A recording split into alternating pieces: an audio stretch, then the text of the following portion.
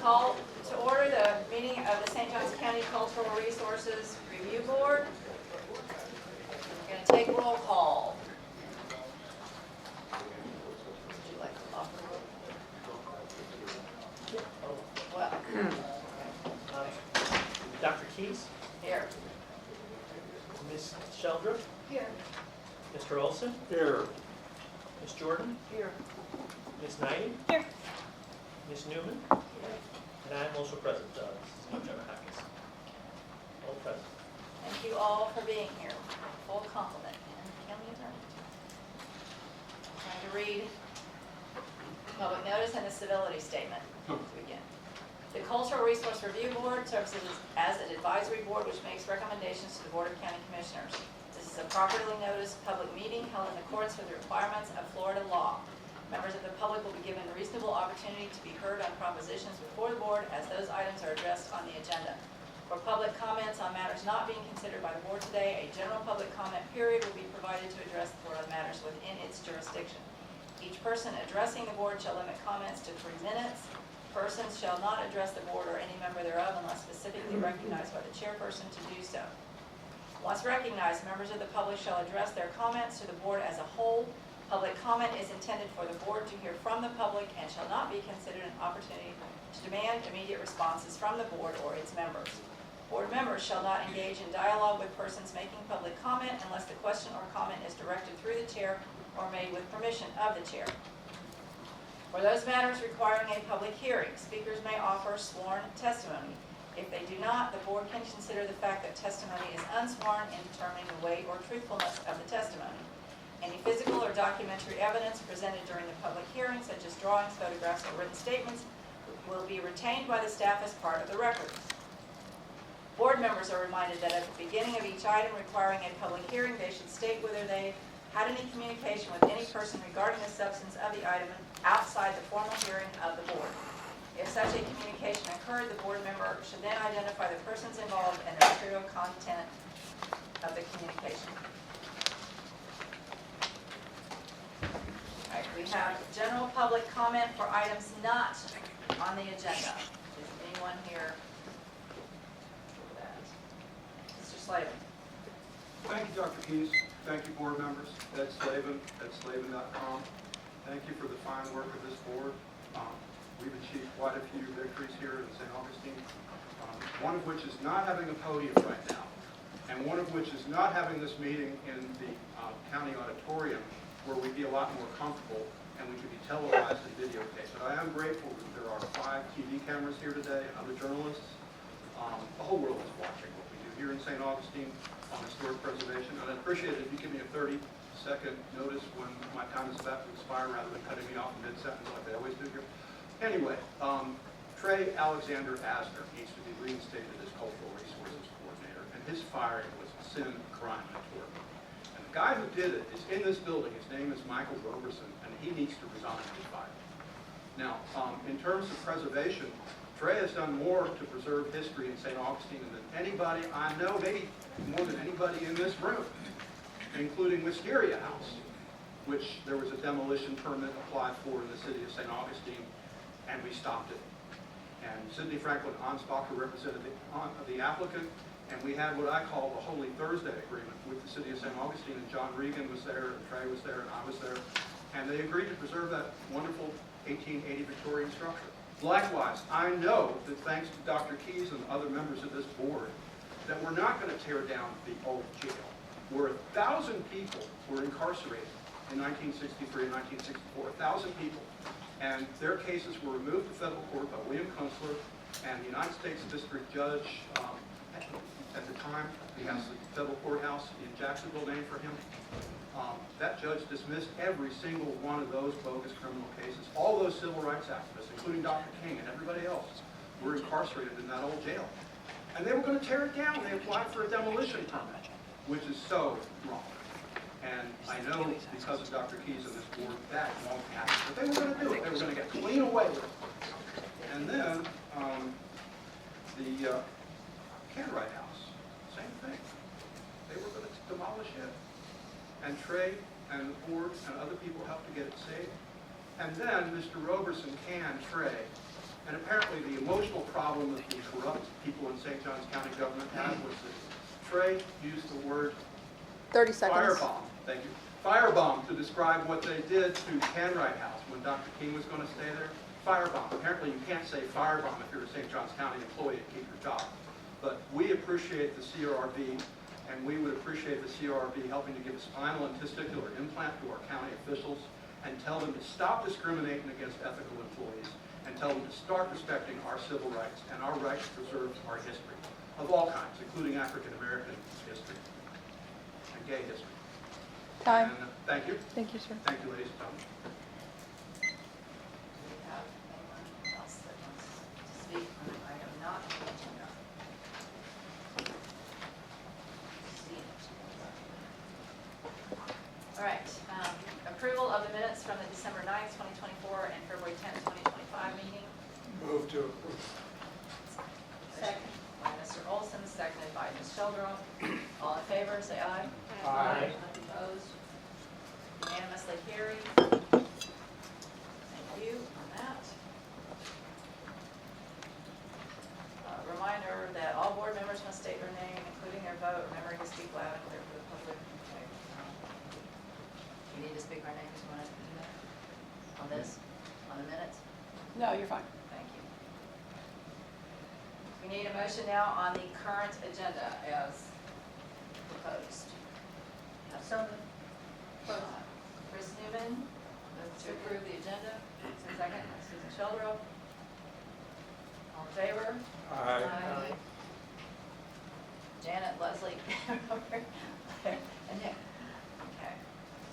Public comments be addressed after each item of the board. The next item is our public hearing on the Magic Beach Motel, 50 Bologna Road, demolition permit application, and the cultural resource management plan.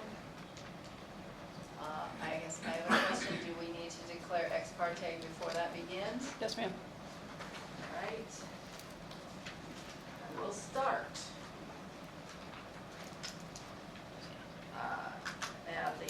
I'll start with Rick Johnston, who called me on December 5th of 2024.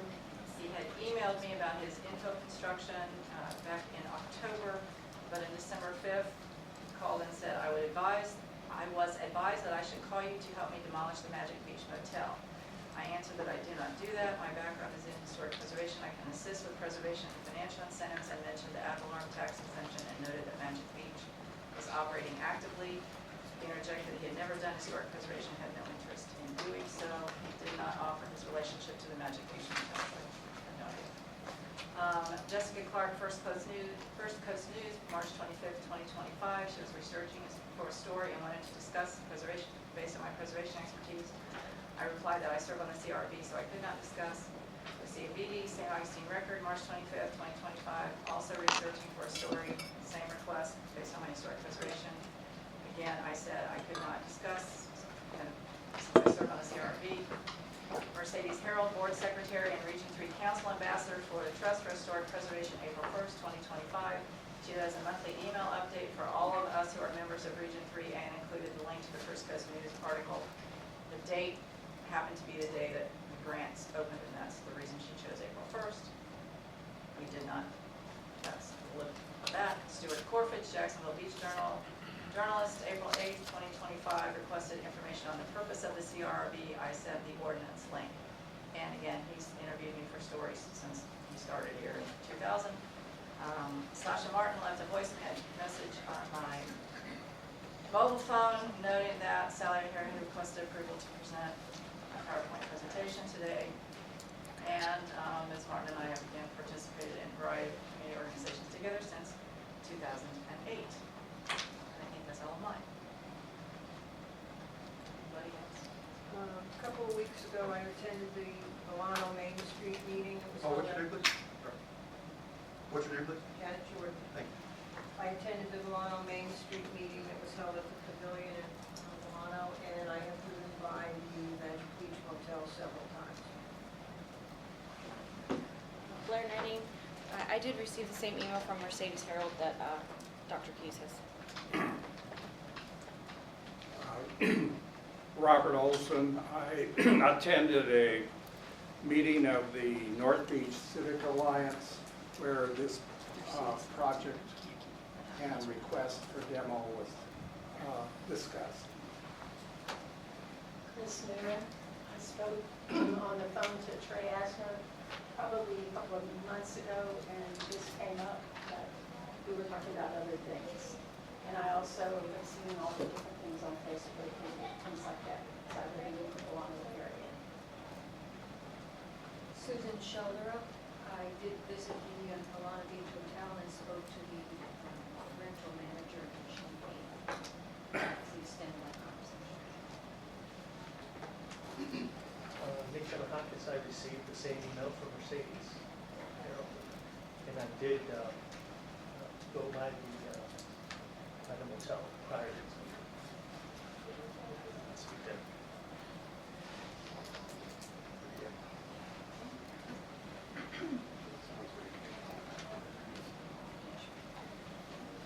The next, I'm assuming the staff is going to make a report.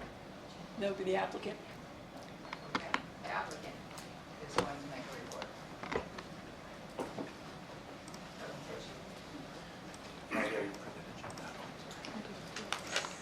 Can I share this area with you?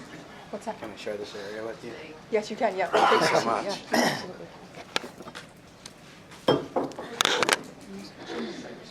And, clipper? did they get sworn in? It's going to be No, oh, no.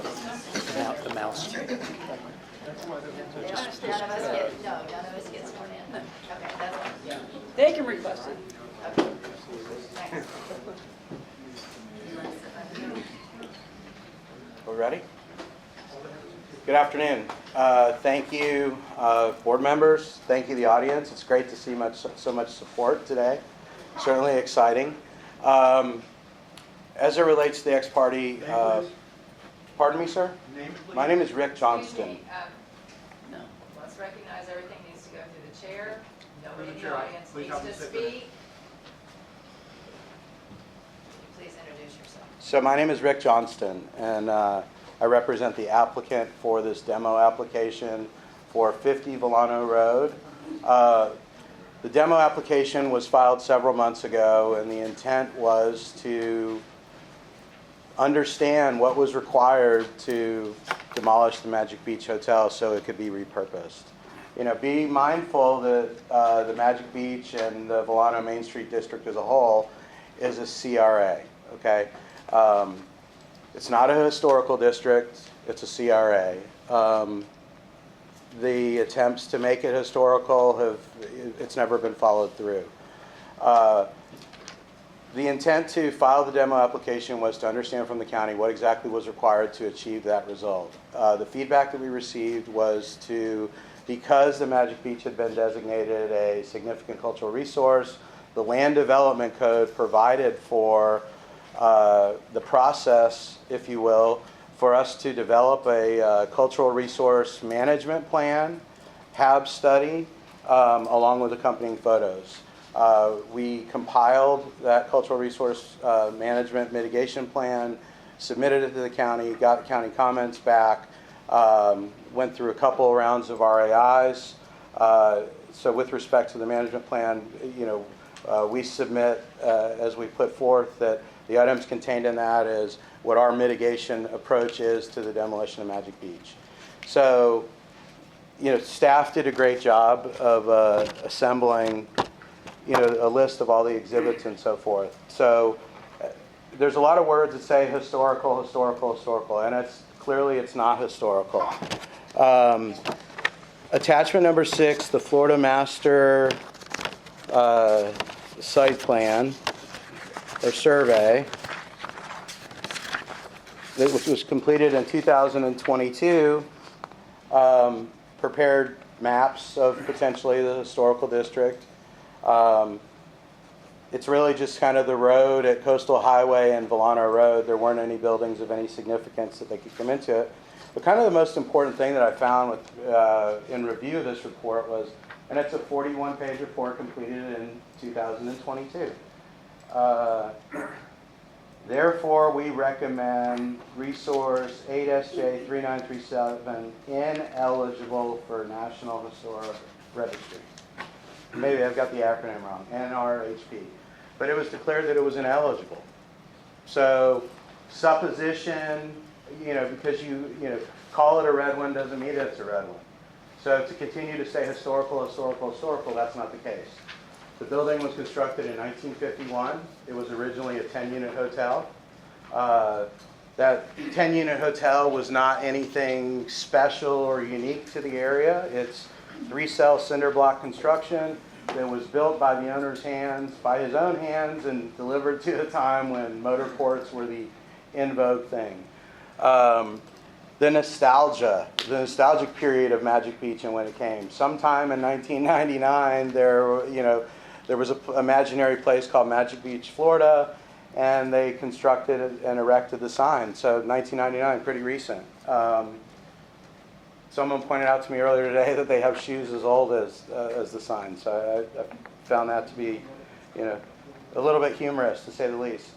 But I think the most compelling thing about, the structure was the renovation that was applied for, plans were drawn, structural engineers were engaged for the renovation that took place in 2012. And it was a substantive renovation. It, removed the windows, removed the doors, changed the roof, added on structures. It completely modified the face and character of what that building was. So with that being said, a list of the things that happened to that. They removed the historic signs that were there at one place. There was a complete remodeling of the historic restaurant, second story addition. There was an addition of a modern sign that changed the character of the motel in 1999. The removal of all doors and windows. 2012, modern addition that doubled the size of the motel. 1989, there was a pool. Removal of the site features that were incorporated. And then they lost the west side of the property bordering A1A, and it was replaced with a Pizza Hut. So, the history is well documented. Understanding people's, sensitivity or attraction to, what once was, it's not viable today. The concrete is 70 years old. The mechanical systems are inadequate to say the very least. The electrical systems don't work. From a structural standpoint, you couldn't modify that building. To touch it, if you could even touch it, you couldn't secure the required result of, a finished product that was built to today's standards and code. So it's perplexing when people, ask for alternative solutions. Some of the people that are here today from an opposing position standpoint, previously they've been on record that they're in support of and that they understand the need for revitalization in the CRA. For those of you who don't know what a CRA is, it's a community redevelopment area. That is the premise for Volano Main Street. That is the premise, that is the catalyst, and that's the requirement.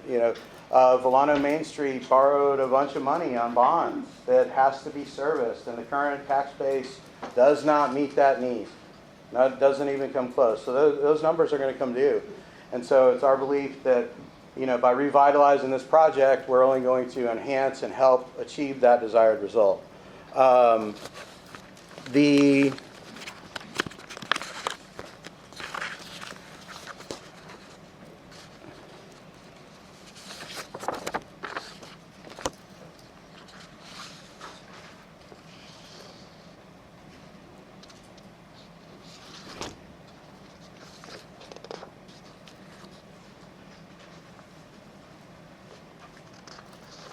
We'll look at some slides now. This is Mike Coffinaper. He's our project architect.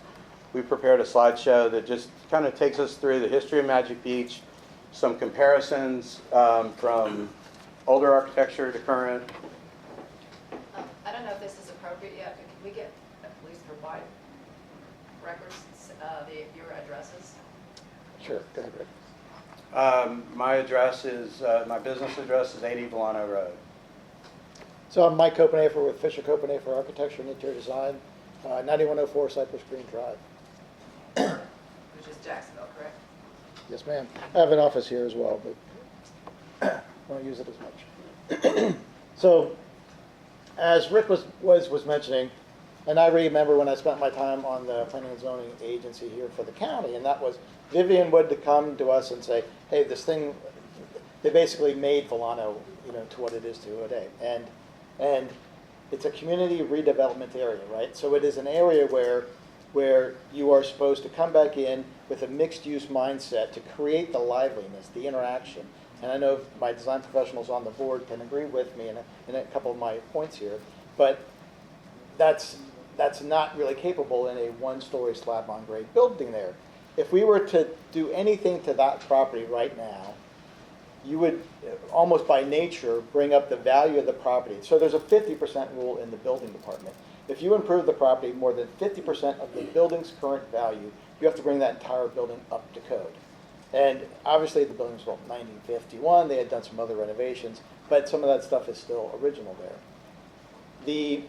While it has some certain charming elements, and I would be the first to admit that, I think those charming elements can be brought out and then placed back into the next building going onto that site.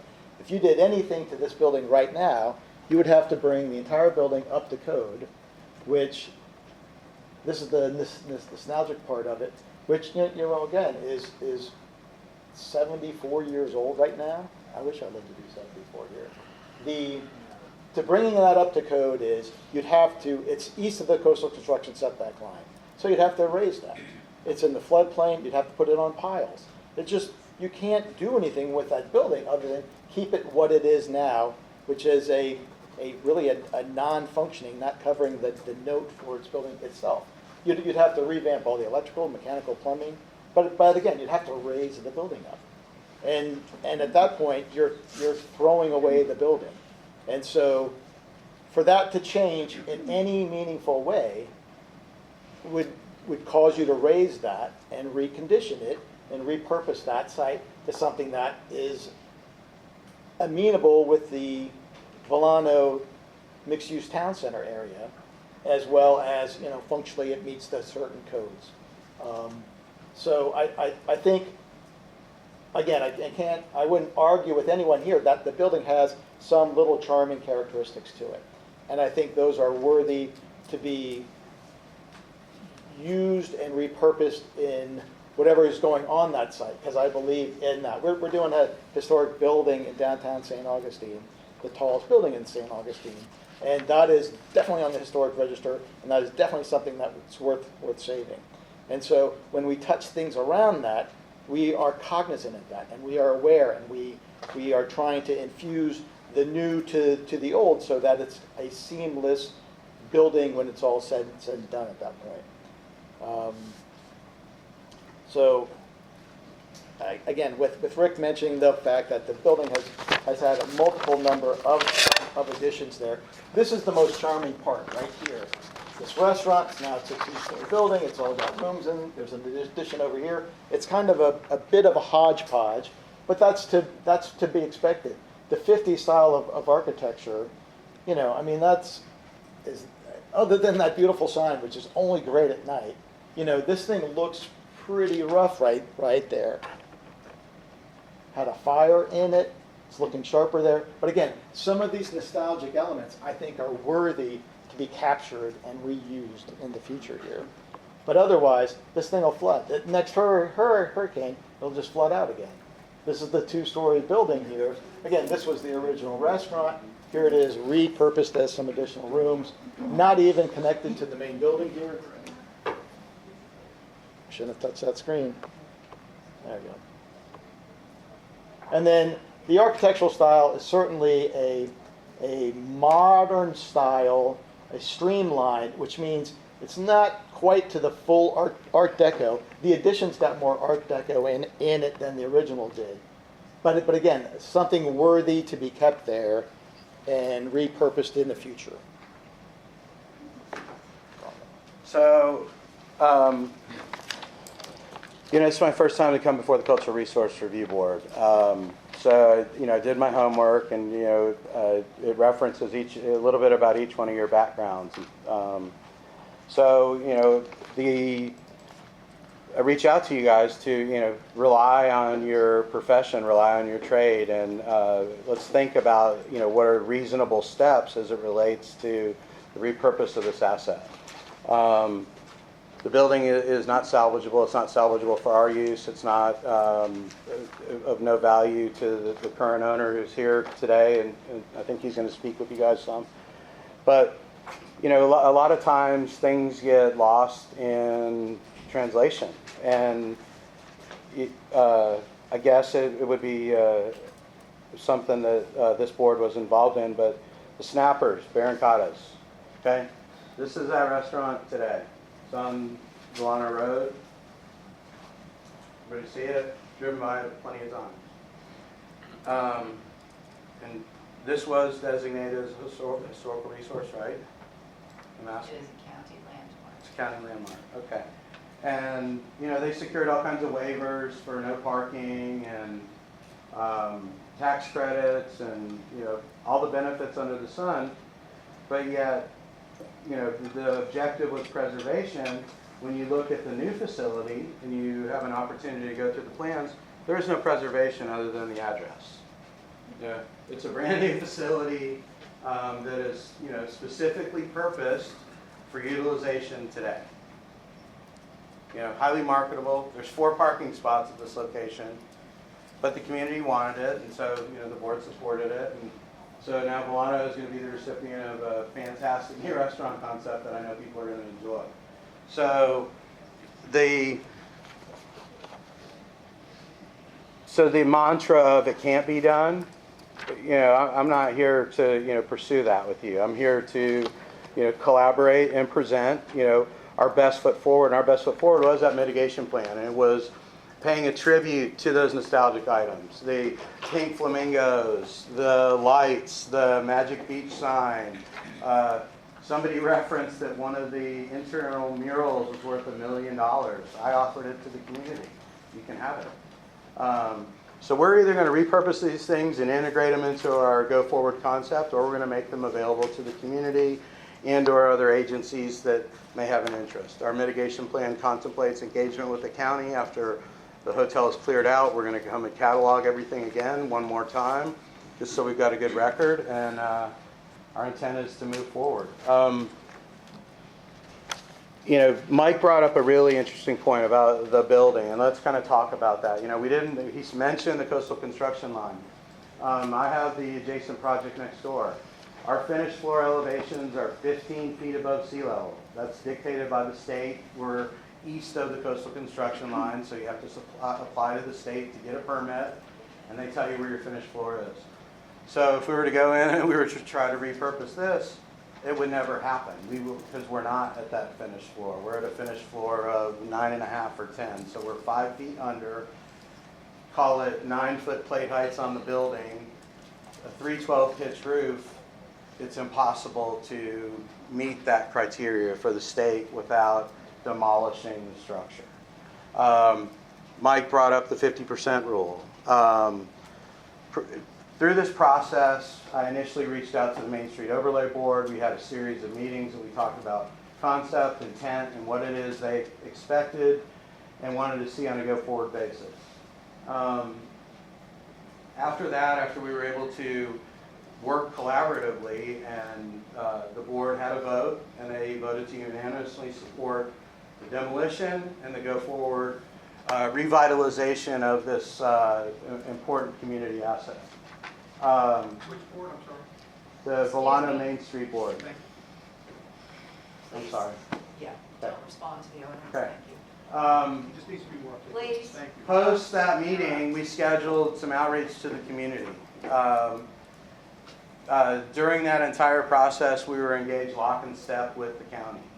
This isn't a throw it against the wall, let's see what happens. This has been a very deliberate process, understanding some of the sensitivities regarding change. But I would say, set those concerns aside. This is This is something that's positive, it's good for the community, it revitalizes the area, it brings permanent heads in beds instead of, the transient in and out visitors.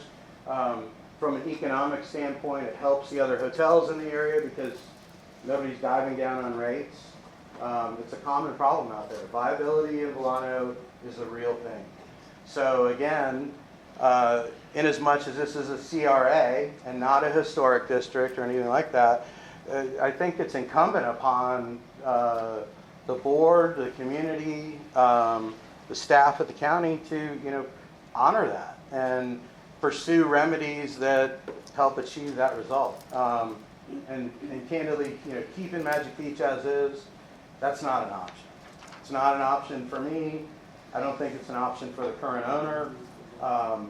There are property rights that you have, and you're able to enjoy your property the way that you want to. So, I struggle with, some of the opinions of conjecture and supposition where you're weighing in and trying to influence an outcome that you really don't have a dog in that fight.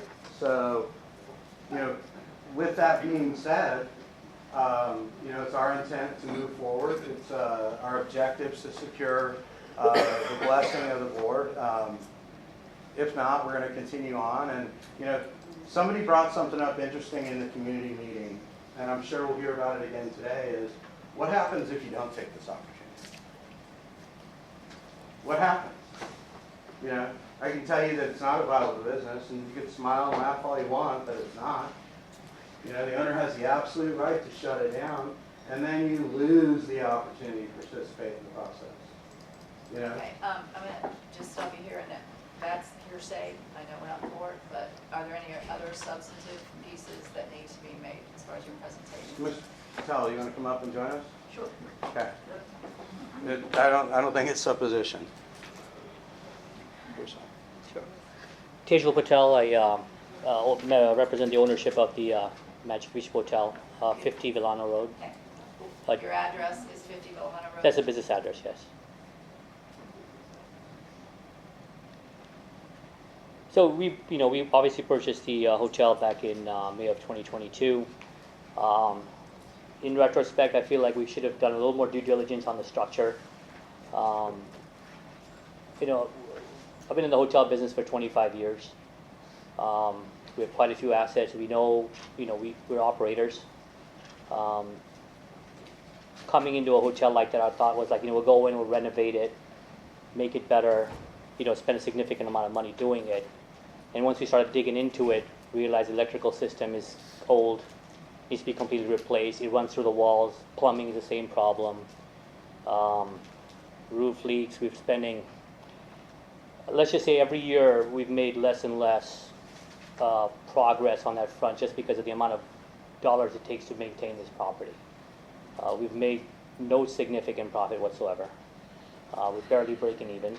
And as the costs go over, as time continues and the building gets older, the costs increase. We have to make this a very difficult decision, to kind of see, okay, what we're doing next, I think Rick covered quite a lot of points that I was going to mention, but it is a 70-plus-year-old building. These things have a lifespan. Going in, we thought it looked a lot better than it did. I didn't realize the windows were changed that long ago. It made it seem a lot older. But it's been a very difficult thing for us because we're not able to provide a product that I feel the customer wants just simply because of the structure of the building. I can't move the bathroom walls and make them bigger. I can't, there's just some issues there structurally that we can't change just because of the way the hotel's situated. Parking's kind of iffy. Turn radiuses are tricky. All of these things, right? And I think with the development that Rick's doing right behind us with this, I think the synergy's there to make it what it needs to be. So I mean, it's operationally that's what I can add to this conversation. I think Rick's covered a lot of the other design elements that they're going to add, and the overlay kind of takes care of those things, right? And that's what it's there for, to kind of make sure the building that comes in is going to represent what was already set in that overlay. So, thank you. Appreciate it. Yeah. Mike, anything else? No, Do we come back, questions? No? we'll come back for a rebuttal. Okay. You want questions from the board before we go to the public? You can do it. Questions or public comment? Well, that's what, I want to make sure we're not violating any policy. Okay. We are going to take public comment, and we are going to start. Pardon my piles of paper. With Sally O'Hara, who did register to speak on behalf of residents, property owners, residents, and people in Long Beach. Her qualification as the spokesperson is that she was executive director for Long Beach Main Street for 11 years before becoming a Hastings Main Street executive director and an administrative member of award-winning identification, district designation, violation, restoration projects and programs. Initiated public art projects on the Long Beach Nature Greenway Boardwalk, mosaic signage constructed by students of the Florida School for the Deaf and the Blind, which connects the residential areas of the north and Long Beach town to the south. She helped with the executive director of the A1A Scenic and Historic Highway, past director of the National Scenic Byway Foundation, member of the Long Beach to Long Beach A1A. I'll enter this in the record, but anyway, here we go. Through the chair, just for the record, Ms. O'Hare has opted, as presented us with a designated speaker form. As a designated speaker, under our rules, she is allowed 5 minutes as opposed to the 3 minutes. However, anybody that has signed the designated speaker form is not allowed to give public comment because they are giving their comment through Ms. O'Hare. Okay. Let's check that as we listen. Check that. Yes. Sally O'Hara, P.O. Box 6, St. Augustine, Florida. And I didn't hear that, Madam Chair, what was that last comment? She's a designated speaker, so she has people signed up under her name, so she's going to be allowed 5 minutes to speak as a designated speaker. Those people that have signed up under her name will not be permitted to give public comment because they're giving their comment through Ms. O'Hara. But others can speak for themselves. Yes, ma'am. Go ahead. Sally O'Hara. I have a question, I was never made aware of that. That's fine, I'm going through the list. all right, to clarify, no one on my designated speaker list is speaking today. So all the people in the audience have their own speaker cards. It was in February that I learned of the demolition proposition of the Magic Beach. And I saw first the contractor filed information. This is the first wave of public information that was released after a couple of weeks of digging around. And its use describes townhome demolition. Well, Magic Beach is a business commercial property and has been. So number one, the form is incorrect. It probably subsequently was corrected. Volana Beach Main Street is part of the Community Redevelopment Agency.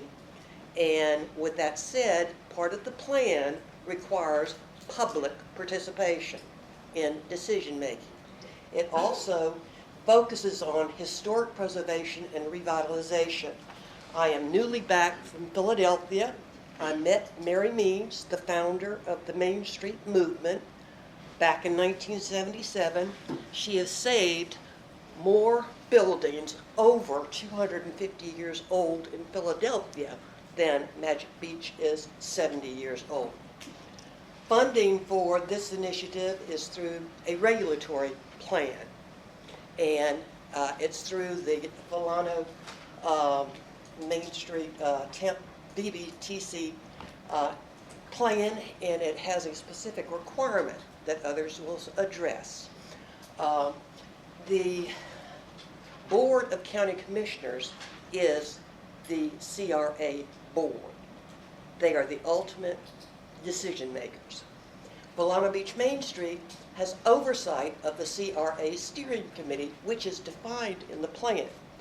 In the current contract, under section L of the plan, it indicates there is steering committee meetings and participation of public input. It was the Main Street Board only that decided the decision path to move forward with Mr. Johnson, as I learned from the meeting, public meeting the other day. The value of preserving historic properties for the town center is significant. The survey Mr. Johnston referenced, I don't know what he was reading, but the survey I read indicates that the whole district, as well as Surfside, could be designated, if so pursued, to be a National Historic Area. It hasn't been done so by Volano Beach Main Street. I have done significant pushing to get significant cultural resources designated over time in the area, including the Bluebird, Haley's sign, as well as Magic Beach. Volano on the North Beaches is the book that details a lot of the history. Unfortunately, a lot of the history has been demolished since 2000. We've lost the Clamshell Restaurant, Dry Cleaners, Fiddler's Green, Lazy Sands, Extended Stay, Surf Hut, Volano Town Center Realty, 115, 155, Pizza Hut, and it goes on, and it will go on if we let it. The survey indicated that we've got a gem in the making. We just have to preserve it. If we keep tearing everything down, it's gone. And the only thing that's going to be left is the book. In the documentation I eventually got my hands on, I did notice that 30 seconds. a reference, go ahead, was made to Robin Moore's state of the building. That was in 2010. Since that time, it was restored. Go ahead. What I am asking is the ability to detail the plans for timeline completion and stay this demolition until the community, the full community, has input and Fine. participation can be granted. That can be part of the public record. And I presume that information We that have she it. presented, great. Now, and I did not find any names on the list that she was representing that are in the speaking first. So, next speaker would be Georgia Katz. And again, all of these are people that have 3 minutes. Good afternoon, Georgia Katz. Probably stand up. Oh, okay. Good afternoon, Georgia Katz, 2601 Yeah. Seagate Lane, 3204. Well, Is the clock going? Talk loudly, thank you. Okay, Georgia Katz, 2601 Seagate Lane, 3204. I've submitted a letter and have some highlights here. I was the first county Main Street director, and I'm first generation Floridian with magical memories of these Art Nemo mom and pop motels. The Magic Beach and other historic buildings established the character of the Volano Beach Town Center, our sense of place. We are not Ponte Vedra, we're not St. Augustine, we are Volano, and this is what makes Volano Volano. They're the heart or core of the Town Center Master Plan. Magic Beach was recognized as unique by Hollywood icon Aaron Spelling when used as a TV pilot, and in 2025, 6-time Golden Globe nominated TV show Three Body Problem, done by the Game of Thrones creator. It's a world-renowned show. We became a national and state Main Street because of the support of historic preservation. It leads to economic success like Winter Park, Naples, and DeLand that have core of historic buildings. People want authenticity and experience, not cookie cutter and everywhereville.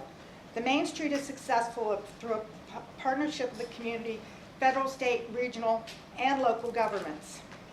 While I was there, it resulted in $7 million in project grants and 12.5 CRA funded infrastructure project.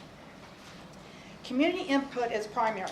The Main Street decision-making process was not transparent or include meaningful community input. I believe the community, because I know what I was, expected an adapted reuse option similar to that provided by Snappers. Developers allege the building is not structurally sound. However, no preservation structural engineer report was provided to support this statement. The building functions as a motel and is busy on a consistent basis. The floodplain and elevation issues were addressed during the 2011 renovations. The county recognized the importance of the Magic Beach. The building was not up for sale until the owner was approached by the developer to address parking needs for his commercial project. Traffic and parking were issues raised in the last go-around. A traffic and parking study needs to be done and a moratorium on development until they proactively are addressed. The county regulations gives incentives, additional property because of shared stormwater and parking, no PUD, additional height, on and on. It seems that these benefits should be recognized as community and agencies' investment, effort, and dedication. The conceptual building does not reflect the character of the Magic Beach because you can't replace authenticity. Meaningful adaptive reuse should be pursued to balance community efforts and property rights. For years, the community and county have invested financially and blood, sweat, and tears to support the historic preservation plan. These efforts need to be recognized through a balanced solution. We will all live in Volano. I'm sorry. It would be better to live as neighbors. I recommend that we Finish your deny the application to demolish. Mike Compton.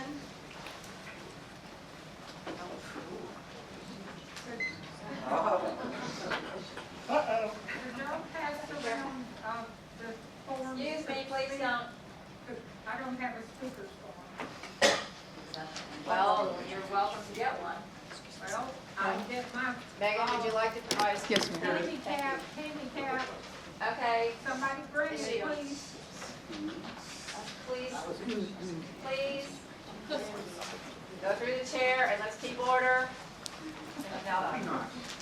Be nice. weaponize, yeah. Be nice. Mike Compton, please give your name and address. Thank you, sir. I'm Mike Compton. I live at 114 3rd Street, St. Augustine, Florida, 32084. Several members, I'm here with the North Beach Community Alliance. Several of our members, when we found out about the demolition application, had requested that our group conduct a survey of our community to see how the residents felt about the proposed demolition, which we did. Just completed it Sunday. And I have the summary of this here for the board members. We grab this here. The survey basically says that about 75% of our residents are against the demolition of the motel. And then we basically gave them three options: for, against, or neutral. So about the other 25% or so is evenly split between, fairly evenly split between neutral and for. So I'll quickly go through. How long have I got? Okay, I'll quickly go through. So basically, for the people that were for the demolition, most of those people are mentioned key areas such as private property rights and economic viability of the current motel that's there. Can it be sustained? They're saying more or less we don't think it can, so move ahead. Basically for the neutral group, and that was fairly true of the neutral group also. For the against group, it's the normal issues that y'all hear. We have traffic, parking problems. People that go down there and realize that. We have congestion. Also, there was comments about the reduction of the vibe of the Main Street. In other words, the vibe of the Main Street will not feel the same without something there like that. Basically, and then also and they believe it's going to add to more short-term rentals, not residents. That was one of the big issues that came through for a lot of people, both for and against, is that we don't need more short-term rentals, we need more residents on the Main Street. And then for as I mentioned again, for the people that all, this covers both the for and against group, they basically felt like there was they were unclear of any plan to save the elements of the hotel for some kind of recognition of what it was, and that it was even there. At the public meeting, a lot of people walked away with the impression, as did I, is that basically it was going to be demolished and all things related to that hotel were not worth saving. And that was the walk away that a lot of people had. The big issue is that people did not know exactly what was going to replace this. We had conceptual drawings, people want to know both for and against, as to what the real exact plan for the property is to be. Thank you. Thank you very much. Joanne Conrad?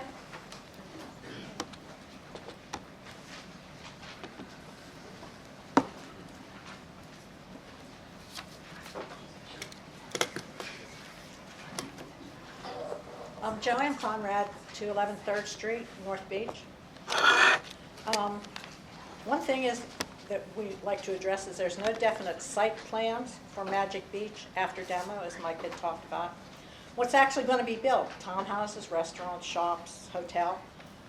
You do not demolish prior to a plan being approved. We need to know how whatever is going to be built and how it will impact traffic. Previously denied was an entrance and exit onto Coastal from that property there. And so at times, now it's 1.5 hours, 2 hours to get out of Volano.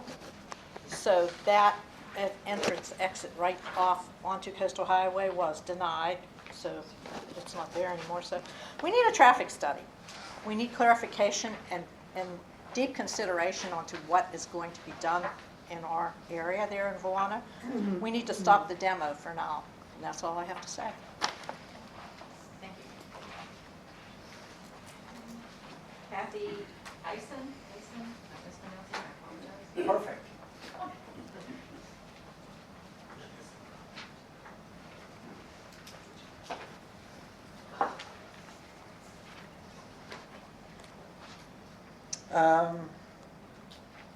Volano Beach Mainstream has a vibe. One of a community of residents that care for each other, and the vibe is being eroded by development. Soon, only 180 Volano and Haley's Pub will be all that will remain, and gridlock will be more frequent and dangerous, and a dangerous occurrence.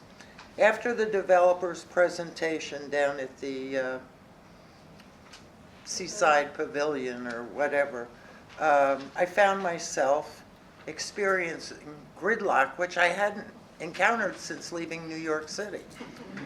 And that was 15 years ago. So now we have gridlock, and also we had a St. Johns County fire engine that was being held captive in the Publix parking lot, despite the fact that there was an accident on the bridge, but the truck couldn't get there. I mean, it's just a sample of what's going on, and it's going to get worse and worse and worse. Every holiday weekend, now you can't park at Publix, now you can't go to the beach there. It's like, what else? If they're gonna recreate Magic Beach, I think it should be recreated because, you know, right now it's not in such good condition. But to put in a 20-room hotel or 3 stories that matches the colonial vibe, that's not what this community needs. We need something that exists for residents and not just people staying at the hotel that want to go to trendy little shops. We have enough restaurants. You know, we have very few residents because that townhouse project isn't going anywhere. So I think we really need to consider what we approve here. And if there's going to be demolition, we have to have a concrete understanding of what's going to be there. Not where we have to go to the commission meeting for 52 variances, not go to the commissioners meeting because, oh yeah, no, listen, hey, that wasn't a major change. The building's 75 feet tall instead of 40. This isn't something we need. We need to know what's coming. Thank you. We'll have Sasha Martin next. If you need to sit, that's fine.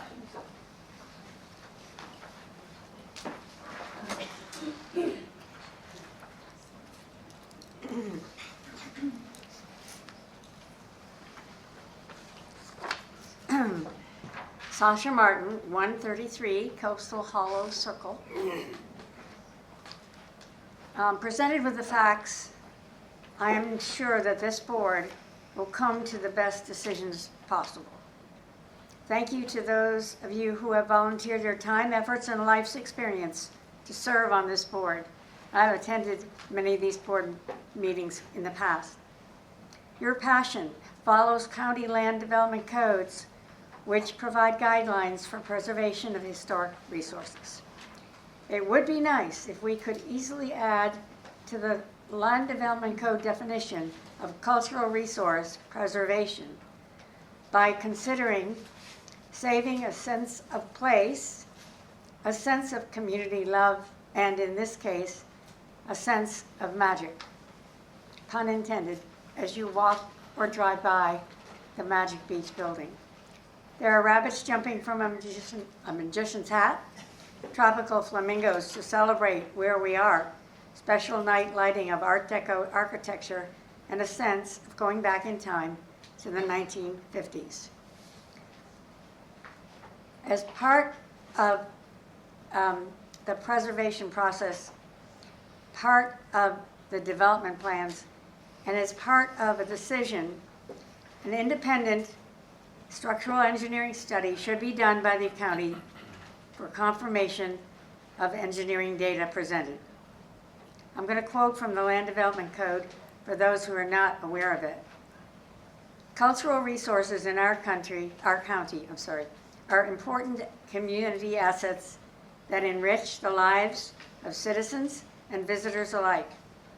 Certain structures, buildings, objects, and sites possess a special public interest and are important resources to understanding heritage and development of the area, and should be designated as significant cultural resources, which should be maintained and protected to benefit the educational, cultural, economic, and general welfare of the public. It is also recognized that reasonably preventable deterioration of cultural resources constitutes harm to the public welfare. And that's a quote from the Land Development Code. Keith Willard.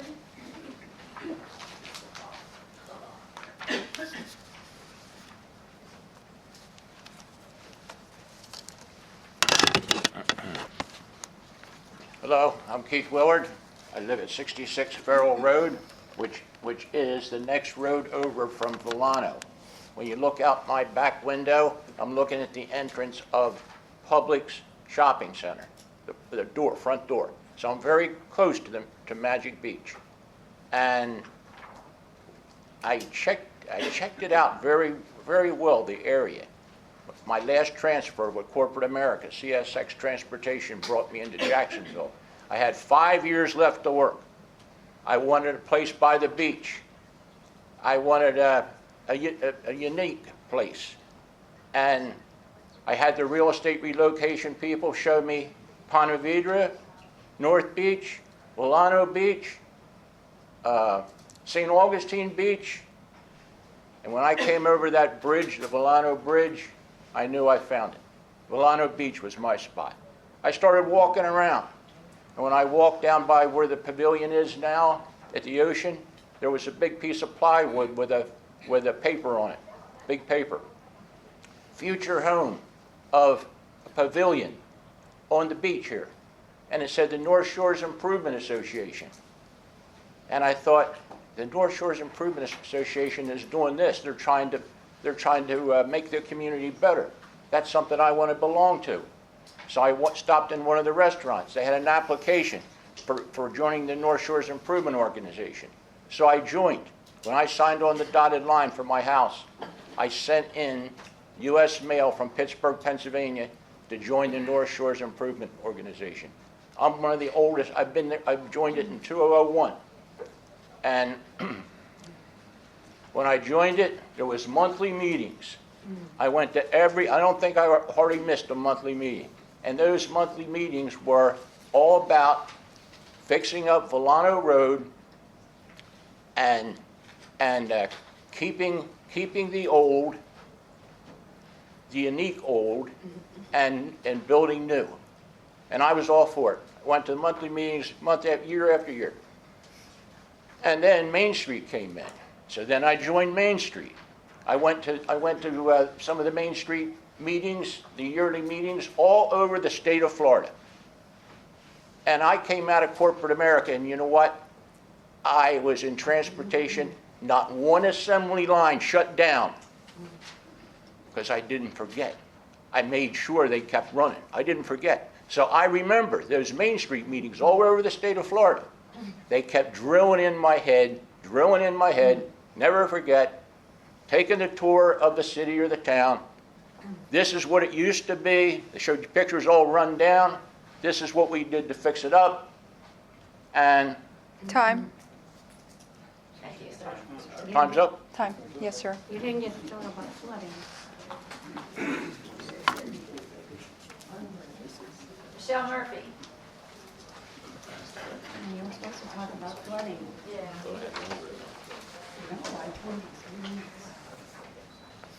I'm Michelle Murphy. I am at 416 Corpus Point Drive in Corpus Point. I'm also the current president of Volana Beach Main Street. Sorry, I'll talk about it.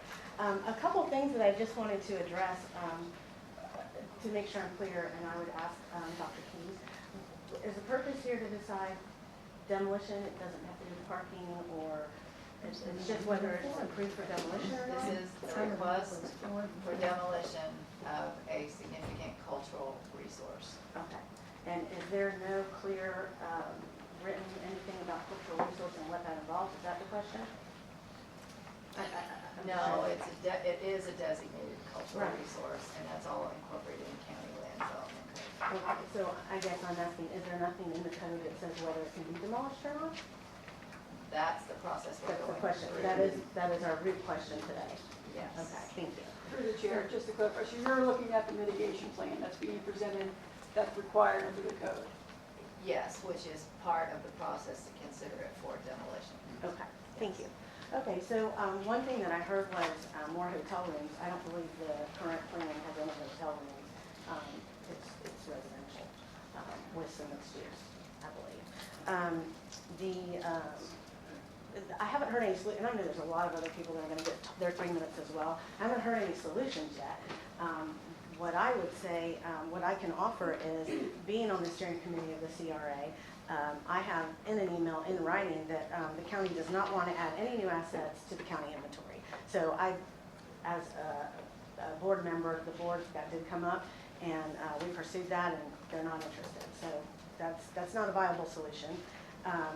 The VBMS board met many times with Rick and without Rick, and discussed best possibilities. We made no decision. The decision is not in our hands whether this building can be demolished. And I can tell you that everyone in that board meeting loved it just as much. As a resident of Volano, I love it too.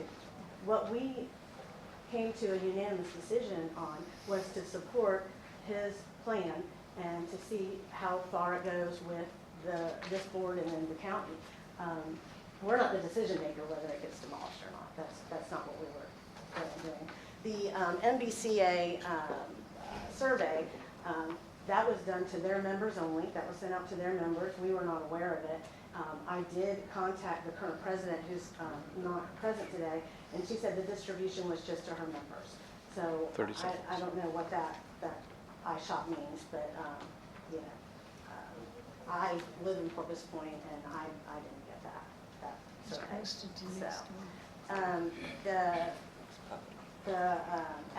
Also as a member of the Corpus Point Board of Directors.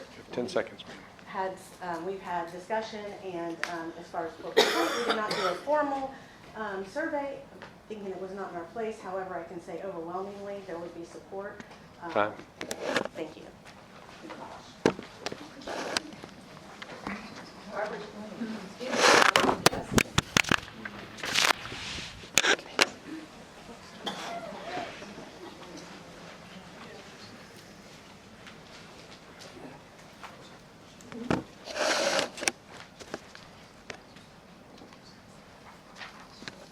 Board Barbara Jenisic, Sandpiper Drive, St. Augustine, Florida. I am on the board as a director of the North Beach Community Alliance. The survey was sent to our mailing list. We have maybe 20 members. It was sent to 600 members, 600 people that have signed up to be on our email list, including people that are on the Main Street board, and including, it was posted on Nextdoor and Facebook, and asked people to share the link. We had 210 people respond. Anyway, I don't understand the need, desire, or justification to demolish a structurally sound, cornerstone, iconic building that defines what makes Volano Beach, well, Volano Beach Main Street. But if one is determined to do so, at least make sure you can build what you intend to build. Truly, one has put the cart before the horse. At least the Embassy Suites presented their plan before demolition. Thank goodness. Otherwise, we'd be left with a missing iconic motel and a vacant, overgrown lot, much like Breakwater, where 49 other residences were going. What an eyesore. The max number of residences that can be placed on the .82-acre Magic Beach property is 7. One must actually buy and transfer economic redevelopment residential units to increase that number to an absolute maximum of 13. We have been shown at that community meeting that people referenced that there will be 20 condos. If only 7 or a max of 13 can be built, will that be financially viable? Now, I saw on what was sent to you guys a tribute wall of what appears to be a hotel. Are we getting a hotel or are we getting 20 condos? That tribute wall showed a drop-off area and a lobby. We have documentation from the county that we've maxed out on hotel rooms too, so I don't see that happening. Either way, please present a plan, get approval before demoing.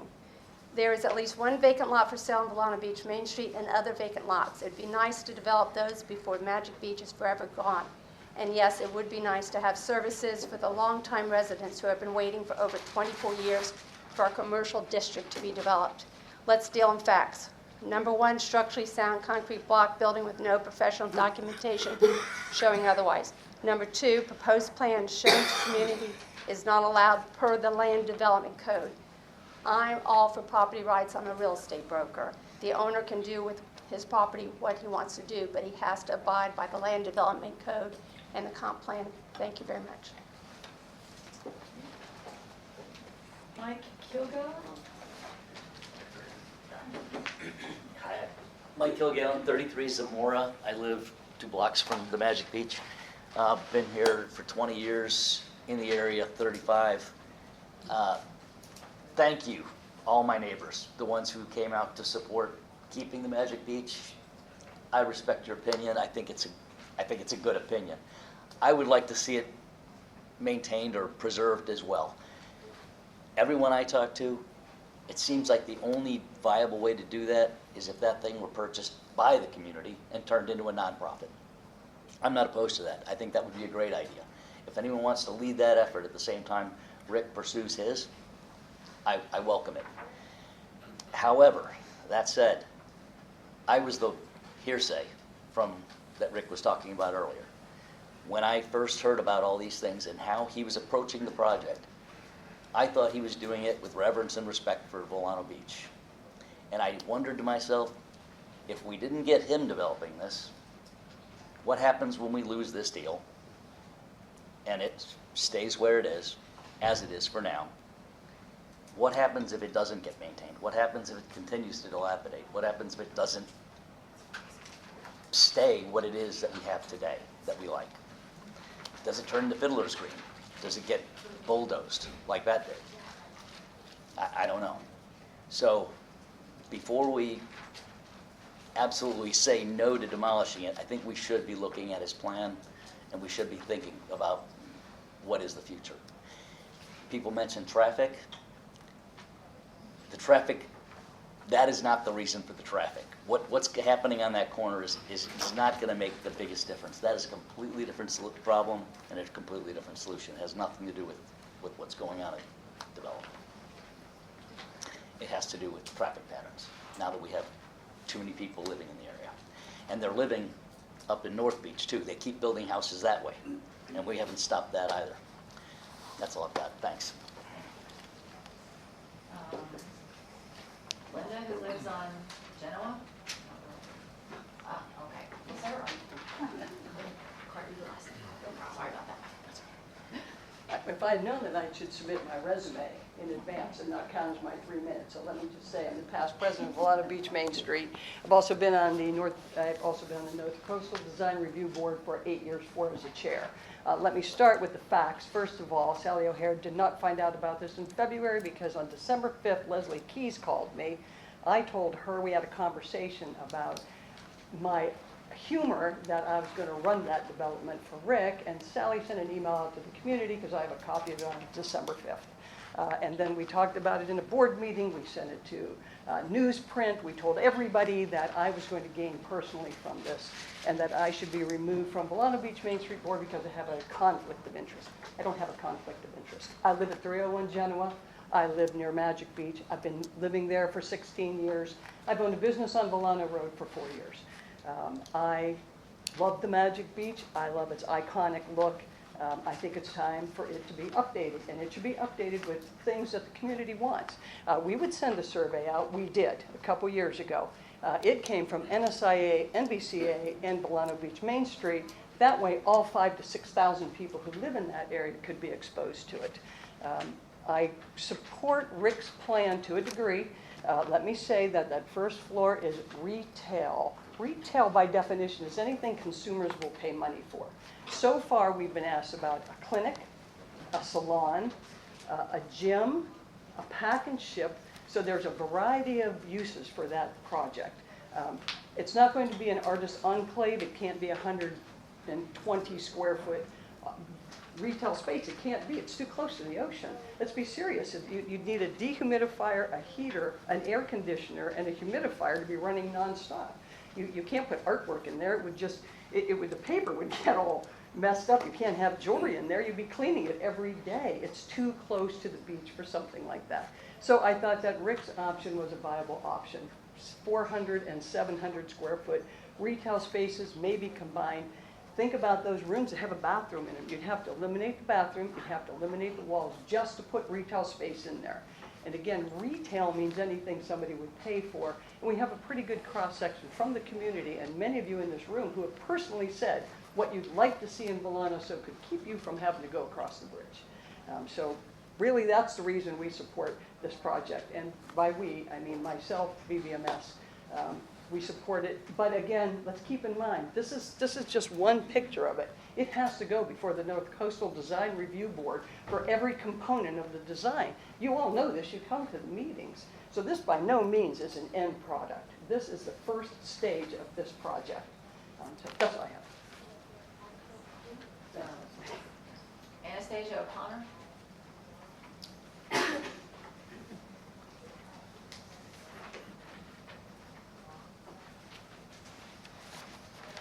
Anastasia O'Connor, 2733 Palencia Street.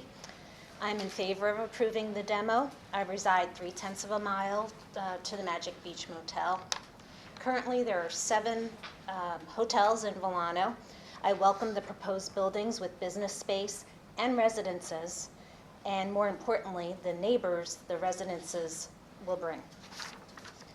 The proposed plans are befitting of the old Florida vernacular architecture that we see and love in Volano. Denying the demo may result in a failed business and an abandoned building a few years down the line. I'd much rather have neighbors who are vested in our community than a dilapidated motel. Thank you. Cindy Campbell Taylor.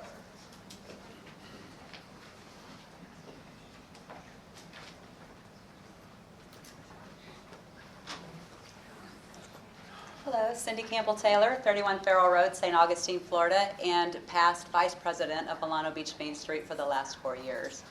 Here as a concerned resident and asking the Cultural Board to please consider the demolition not viable at this point, simply because we have not seen the plan. So how can we approve something that is culturally significant to the community without knowing what's going to be there? I'm so glad that Rick Johnston brought up the Barrancadas, which will now be Snappers, which was approved as a historical landmark. And now what you're seeing, it's true. Unfortunately, the DRB and the county did approve what they're doing on that property, and it's taking away from the historical landmark. But what has been approved is Haley's Court. With Damon here, you can see that building was also old, and I believe it was from the early 1950s as well, and it is absolutely beautiful. It is pristinely preserved, which is what Volano Beach Main Street stands for, which is to preserve the community heritage of the community and to help preserve what is culturally significant to our community. If we don't start now by hitting the pause button, people have said, what pause button? Hit the pause button, because right now enough facts have not been presented to say that that building cannot withstand. And when I asked what other solutions were looked into other than just demolition, of course the developer wants to come in and knock down the building. If I were a developer, I would do the same thing. That's what developers do, right? They build and they maximize their profitability. Who wouldn't? The owner, the current, Mr. Patel, says that it's the building is in poor shape. Well, 3 years ago, whenever he purchased the property, it had to go through the inspection. Did he not look at that then? So it probably is in poor shape, and we do know that it needs to be upkept. And that's where also I say, where does the county come in for that and hold the current owners accountable for making sure that they maintain that property?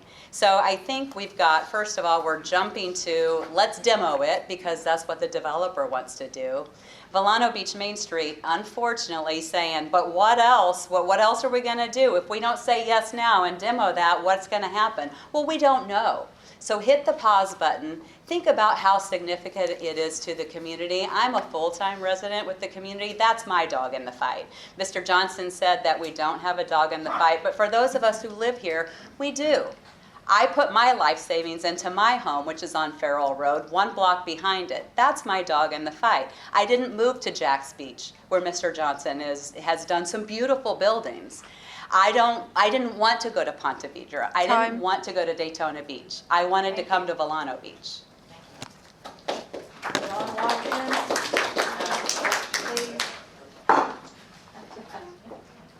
Ron Watkins, 1407 Sangeline Circle, 32084.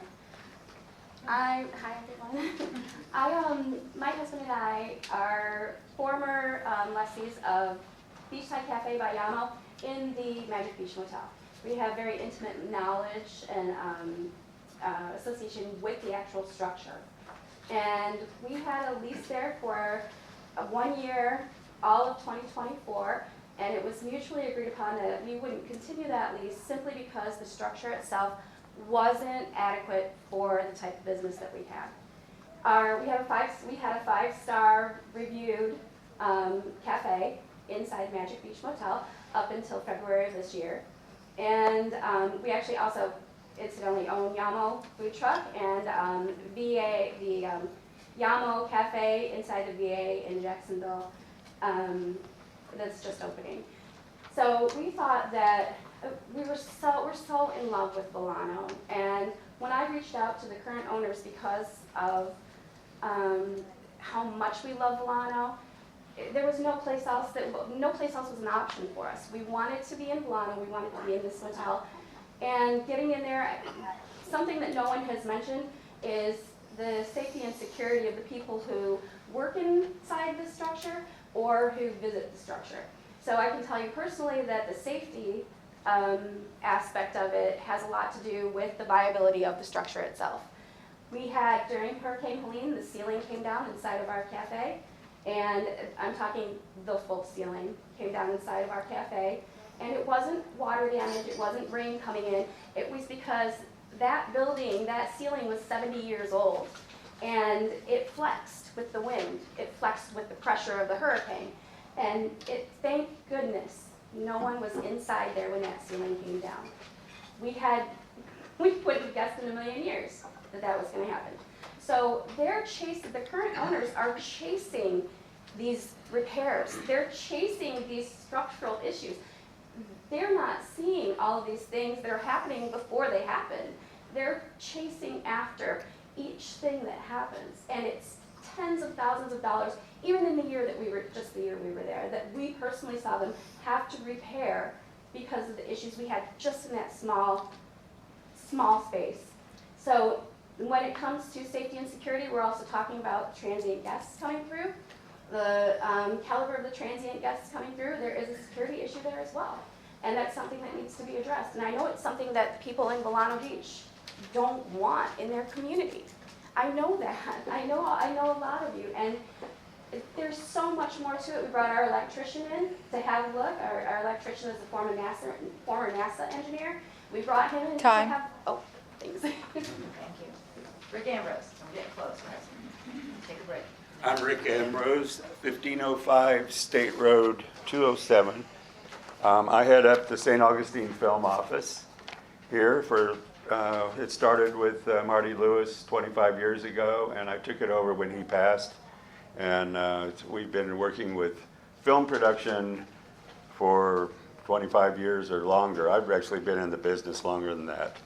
I'm as old as this motel, I'll put it that way, same year. So it's not old. We were contacted by the producers of Game of Thrones looking for a classic Florida motel. I shared images of a dozen other Florida motels all over, I mean, I went all over northern Florida. They picked Magic Beach, first pick immediately, which I knew they would do. And the new project, I found out, was Netflix production of Three Body Problem with an initial budget of $160 million, which rose to an estimated $230 million. Before they came to Volano Beach, they filmed in China, Spain, London, United Nations building in New York, and then they moved to little old Volano Beach, and they loved it here. And we also filmed on Guana Preserve, which is iconic. You know, it's so glad it's saved. And we do want to thank the Patels for, you know, letting us shoot at the motel. We paid some money and we took out a fence and replaced the fence. But I think most residents enjoyed seeing that, even though it caused a little bit of traffic. And it was just a great scene, and it was one of the final scenes of the film. But the local impact would be a film crew of 160 people stayed in 5 hotels in this area and St. Augustine. We hired paid for local parking. They ate in local restaurants, local hires, equipment, and more.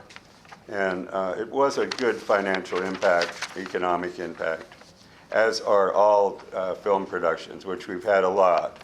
It started with the Aaron Spelling team for Safe Harbor with Gregory Harrison and Rue McClanahan, which lasted 13 episodes. We hoped for more. But it was a great little family Andy Griffith show type film. So I would say that and all the commercials I've had, we did DOA here, Kurt St. Thomas independent film, which won many awards. So we've had independent films, commercials, Mercedes-Benz. So thank you.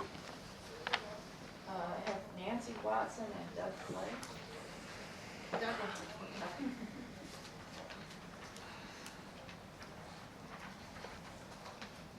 Thank you, ma'am. My name is Doug Clay, 113 Coastal Hollow Circle. I'm on Volano. I've been here for a number of years.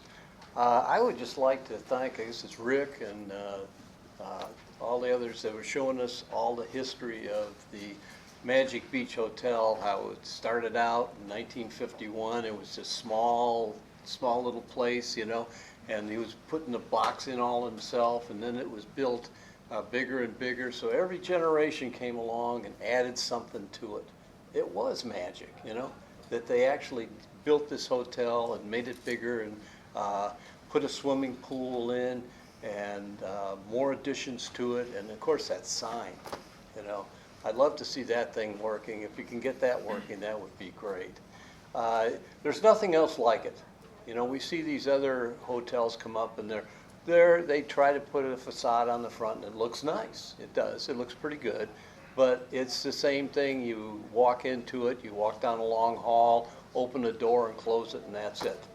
With the Magic Beach, it's the way things used to be. You think about a beach, and people come down from the north, and that's what they want. They want the beach. They want to open the door, they want to go outside and go to the beach. And that's what the Magic Beach Hotel has. And even the new one, the Haley's Court now down here, they've refurbished that thing. Beautiful, looks really great. And it's got an iconic sign also. And so we're seeing that there is a need for those kind of hotels, a retro hotel where you can pull your car up, you can unload it right into the room 5 steps away, and you may not have the biggest room or the biggest bathroom, but you're in Florida and it looks like and feels like Florida. So we've had a series of different people that have owned the Magic Beach Hotel. Every one of them has put improvements and fixed it up over the years until now. Until now. Now, all of a sudden, it's a wretched old wreck that needs to be torn down, you know, and it's an eyesore. And it's no longer a beautiful old hotel like we used to see. And we have to get rid of it immediately. Well, I say, let's not do that. Okay? Thank you very much for your time.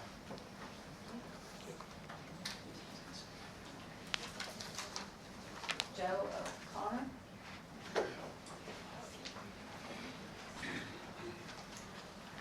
Hello, I'm Joe O'Connor, 2733 Palencia Street. I've been in Volano Beach for about 15 years.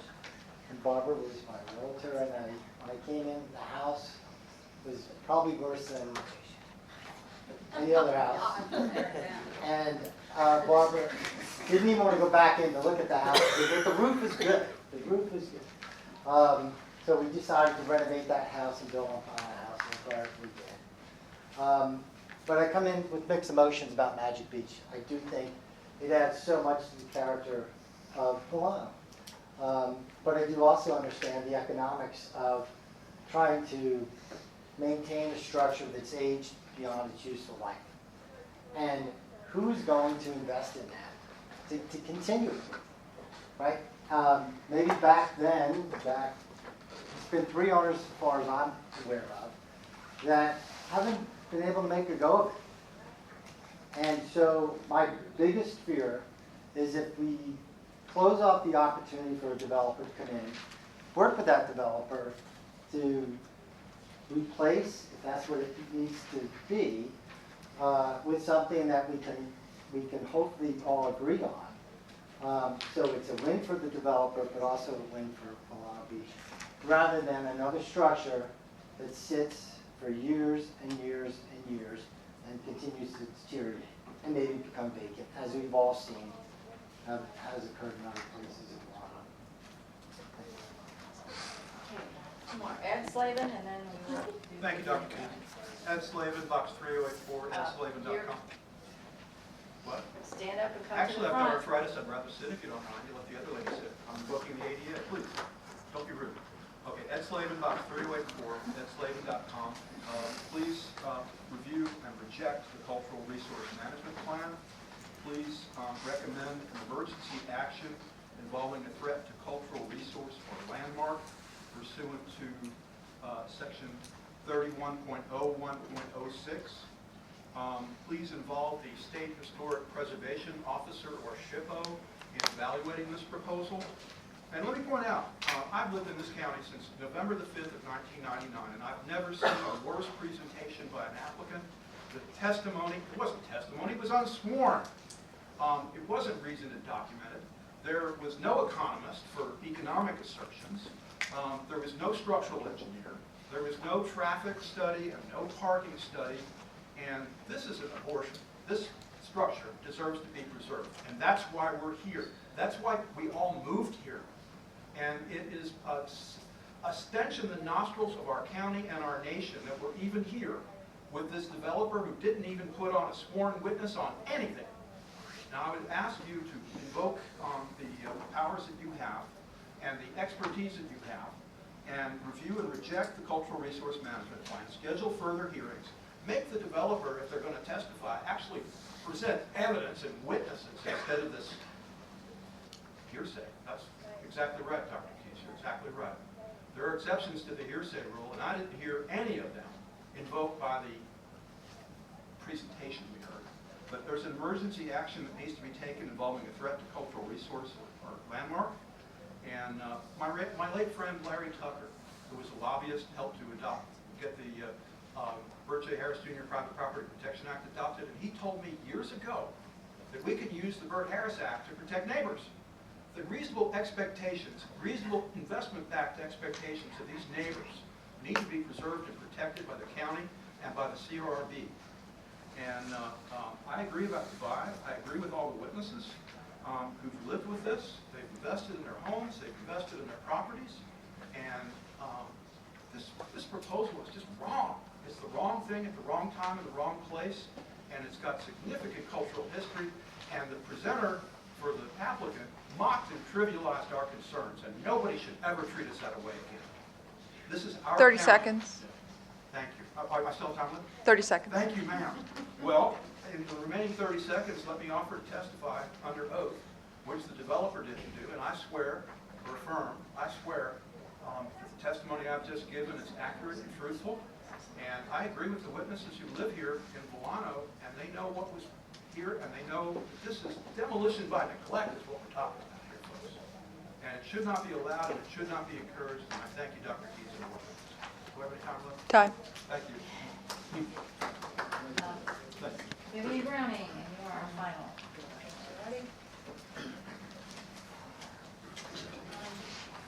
Moving a little slower than I did when I came here in 1985 and started living here and helping the community. Vivian Browning, 30 Beachcomber Way, past president of Main Street for 18 years, past president of North Shore Improvement Association, which laid the foundation for the town center. We went to the county and said, we are blighted, we are run down, and we're mostly dirt lots. We didn't have buildings, we had dirt lots. And so what we did is started the plan to redevelop the town center.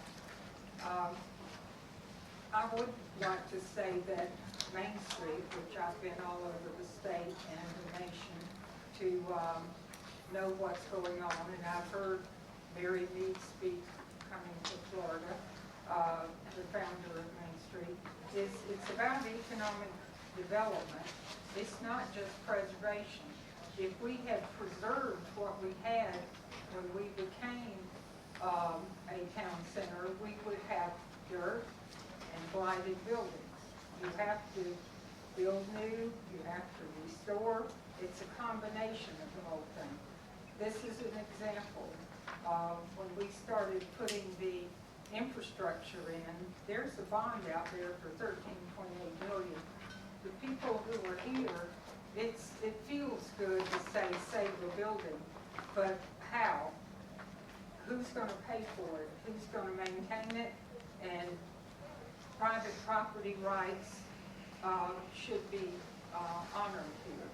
So what we did with Fiddler's Green is that when a developer came along and wanted to develop the oceanfront, and $5 million was the price, we didn't say, you can't do that, I won't let you as a citizen, you can't do that. No, what we did, went to the county, went to the state, got a $5 million Florida Forever grant to keep the oceanfront in the hands of the citizens, and we achieved that. And now those dunes and all are there, and they belong to you and me. So the only thing, you got to put a ring on it, is what I say. Y'all are missing the point. You're saying, save it, save it, save it.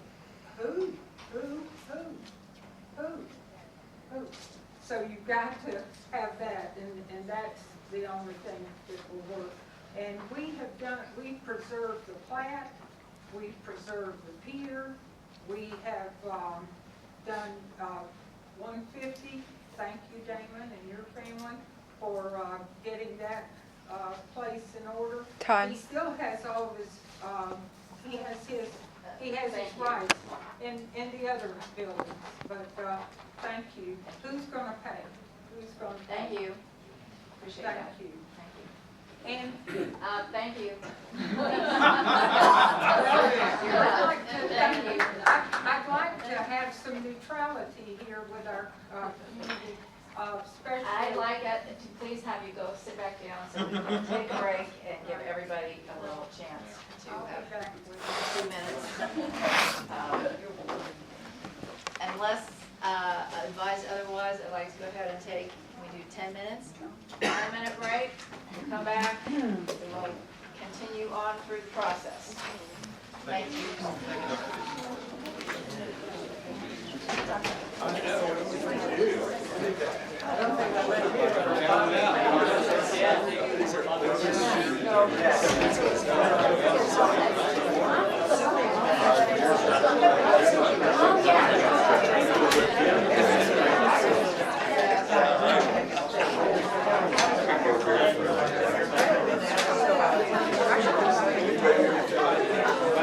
I just don't like the scenery out here. I should concentrate.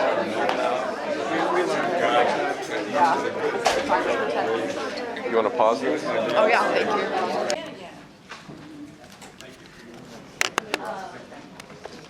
If the applicant has an interest, we have some time to some additional testimony in response.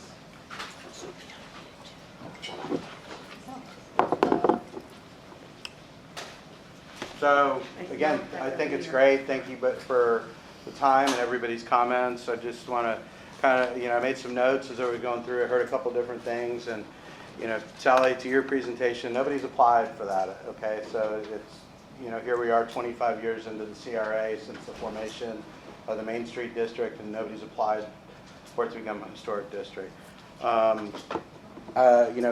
Consistent with Linda's earlier point, you were involved in December. It wasn't February, and candidly, there was a underhanded campaign to try to dismantle this process, and which was anything but transparent, wasn't out in front. Sasha, you had meetings with people that refused to Through the chair. to give their name. Yes, we're going to ask you to direct all your comments through the chair, Okay. not to the audience. Okay. Thank you. And facts. These are facts. So, Sasha provided me, numerous written email correspondences and sent them to other people that she was 100% in support of the project. I knew that she was having meetings with people. I asked her, under her responsibility for the Sunshine Law, to disclose those meeting participants. She didn't do that. Dr. Keys, you had a conversation with myself, you had a conversation with Linda. I would suspect that if we did a records check, you and Sally probably had some correspondence. So, Georgia, traffic, kind of your big hot button. The project takes care of the traffic on its own. When you guys came up with the text amendment for the Main Street District, you contemplated public parking, you contemplated mixes of retail, hotel, residential. There's a map, there's a colored map that designates utilization for all that. So there was a master stormwater permit that was put in place. So there was a plan, and a plan was put in place because it's implemented and it's on the ground today. We talk about the vibe of Volano right now. So Volano, the intrinsic value of Volano is its underlying asset. It's its land. It's its land, and it's set up for a pedestrian-friendly, interactive CRA. This effort gets us closer to that. It was stated that we have the project next door. Obviously, it makes sense for us to bolt this on because we can do a lot more different things. Sharing property boundaries, we don't have setbacks and so forth to take into consideration. We're here today for a demo permit.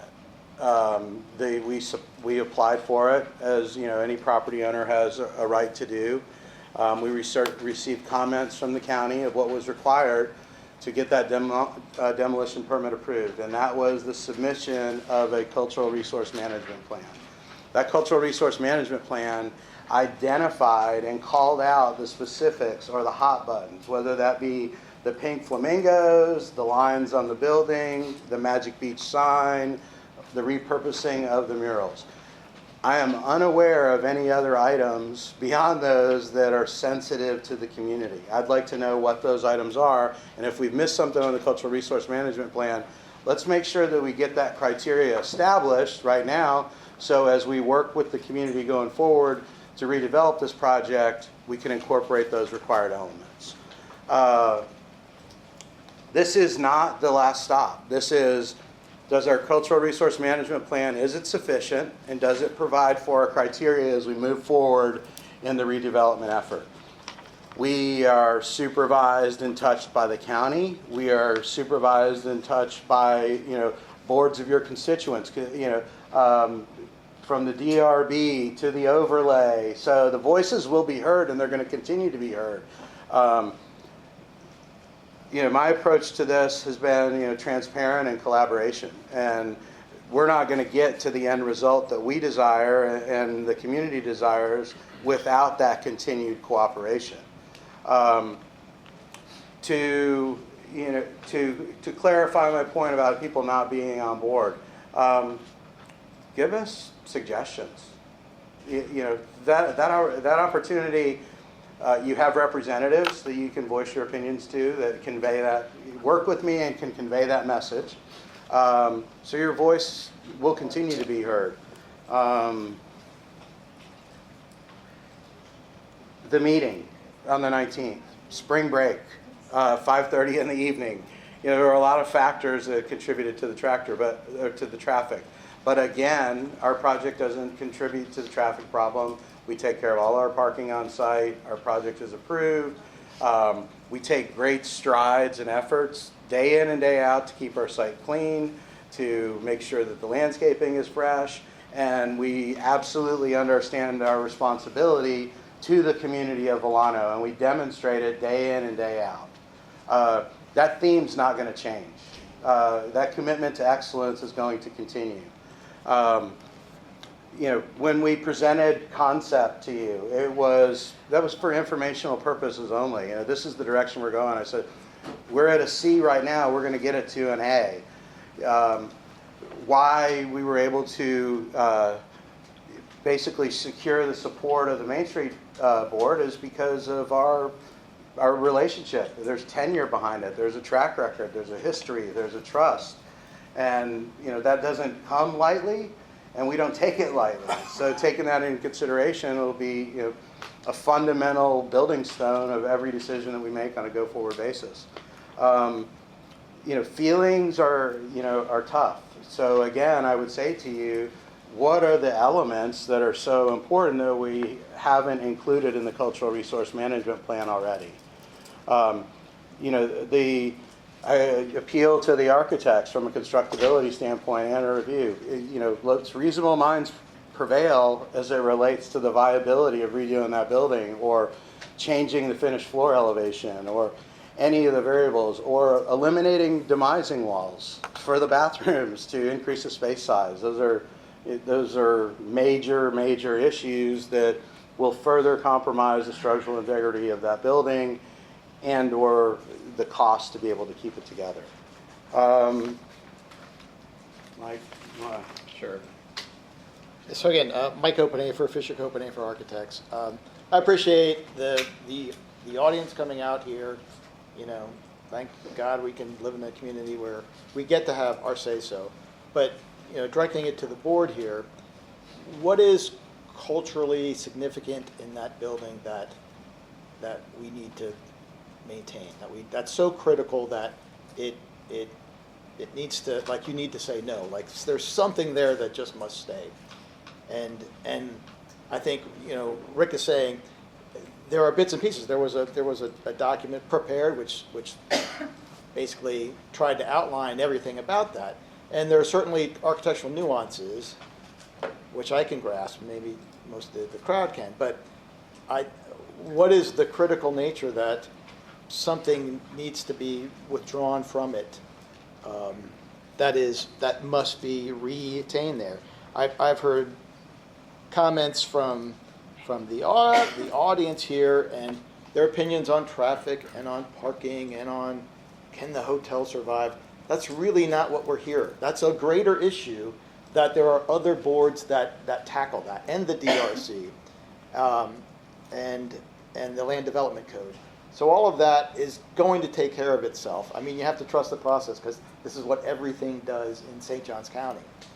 So it's really talking about what is the cultural significance of that building, and is it something that we can literally like pull out, or we can take the concept of, which is I think what we're trying to do in some of the earlier sketches. A question came up, what's going on the site? We can't say anything until what's going on the site. You guys still get to see what's going on the site and get to control that. As Rick said, your thumbprints are still on this. What's on the site here, it does make a difference, but I think there was a hint of an image there of what that wants to come back as. And I think that image is something that has the spirit of the original building there. And I think that's, as from an architectural standpoint, I think that's awful critical. I kind of, I was listening too, and some of this was new to me. That motel doesn't seem that viable in the long run.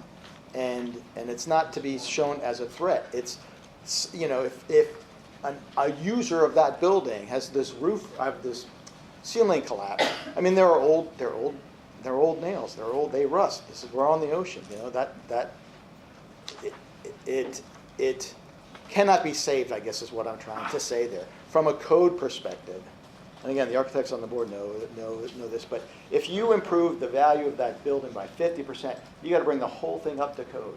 It is within the floodplain. It is east of the coastal construction setback line. Those are rules that we all have to follow, no matter what's going on. That literally you can't do that to the building without, frankly, tearing it down to rebuild it again. And I think that's the concept here, is to make it the essence and the spirit of what it was as much as possible, to what the CRA says, what the Land Development Code says we need to make Volano town center. That's what's going to get approved, is what follows those documents. It's not just Rick willy-nilly saying I can make another buck if I do this, that, or the other. There's a codified code of what's allowed. And a lot of these people in this room know what that is. So it's not trying to be a land grab. It's trying to say, what's appropriate? What really works here? And really, and frankly, what's the cultural part of this building that is just something we cannot live without? And if you can convey that to us, I'm not trying to boast. I've been an architect for 34 years. As a resident in this county, I will do my best to put that into the building itself. So I thank the board for its time, and if we can answer any questions, please ask. Not from the crowd, from the board. You try it.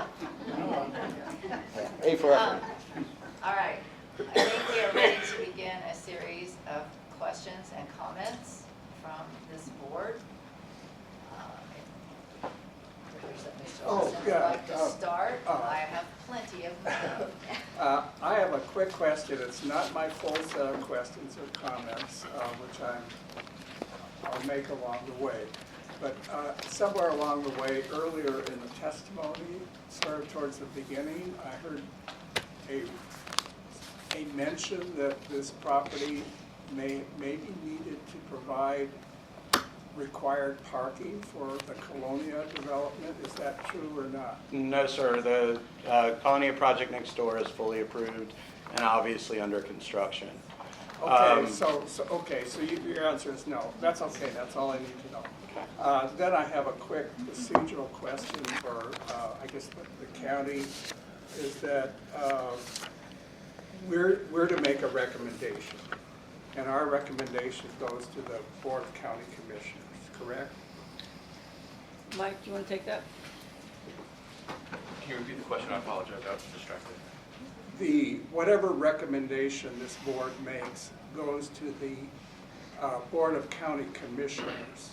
Is that correct?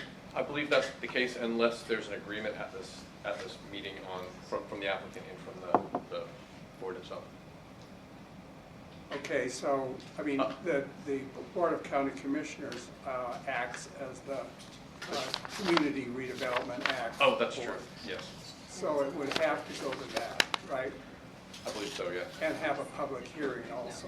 So through the chair to board member Olson. No, so the CRA is not involved in this process. So this was actually a decision by the CRRB. If there's, if it can be appealed to the Board of County Commissioners, but this really is what's before you. So there's nothing related to this that requires an official CRA approval? Correct. What if it is interpreted as a change or a requiring a modification of the plan, the CRA plan for the Volano Road area? I don't think it would fall into the plan. So this isn't something that's, these type of considerations are not within the plan. The plan, I believe the plan documents, and I'll just, in responding to you, plan documents, the CRA plan documents are the 2002 establishment of the CRA, and then the plan is the 2007 plan for the area. So that's the plan for the community redeveloped area. That is not within this purview. So this is really before the Cultural Resources Review Board.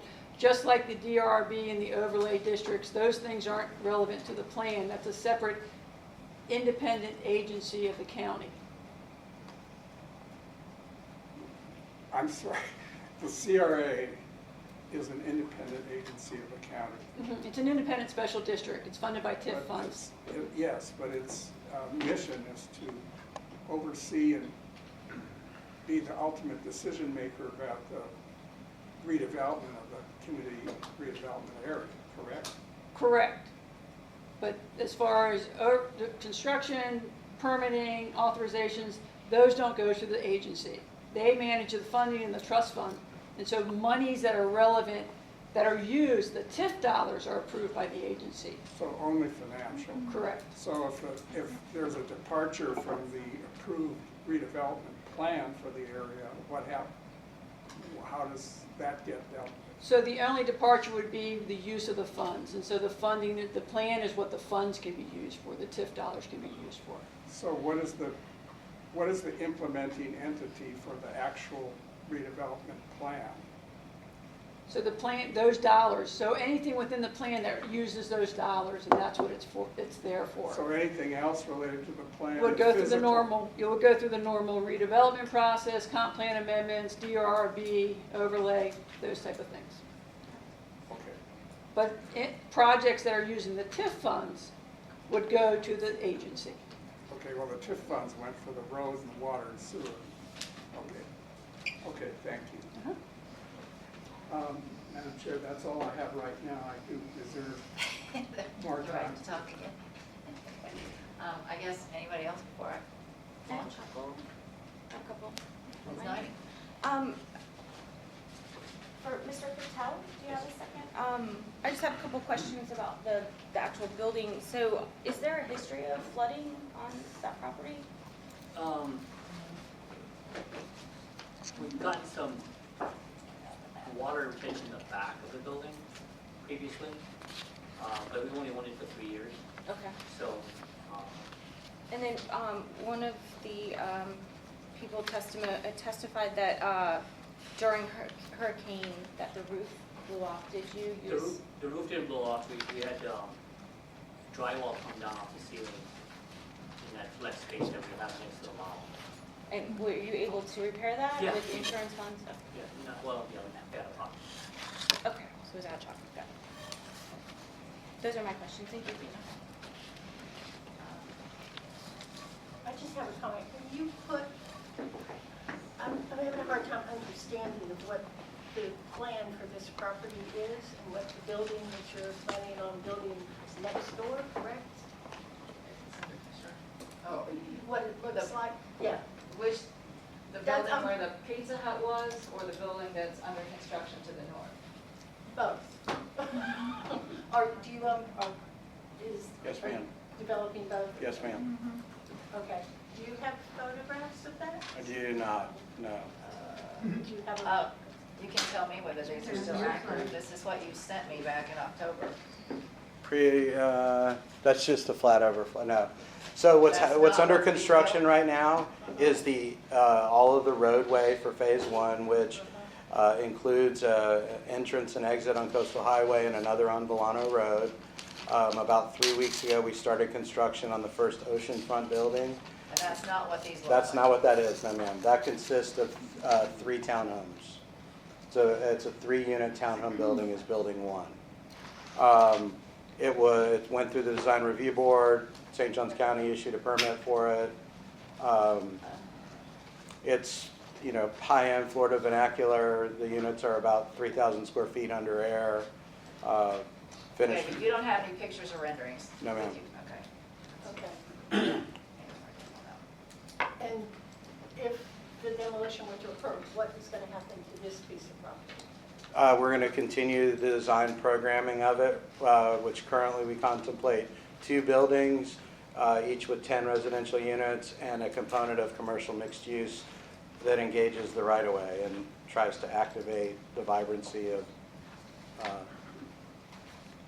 And presumably that's where the flamingos are going to go, just stuck on the wall someplace? Yes, ma'am. Yes, ma'am.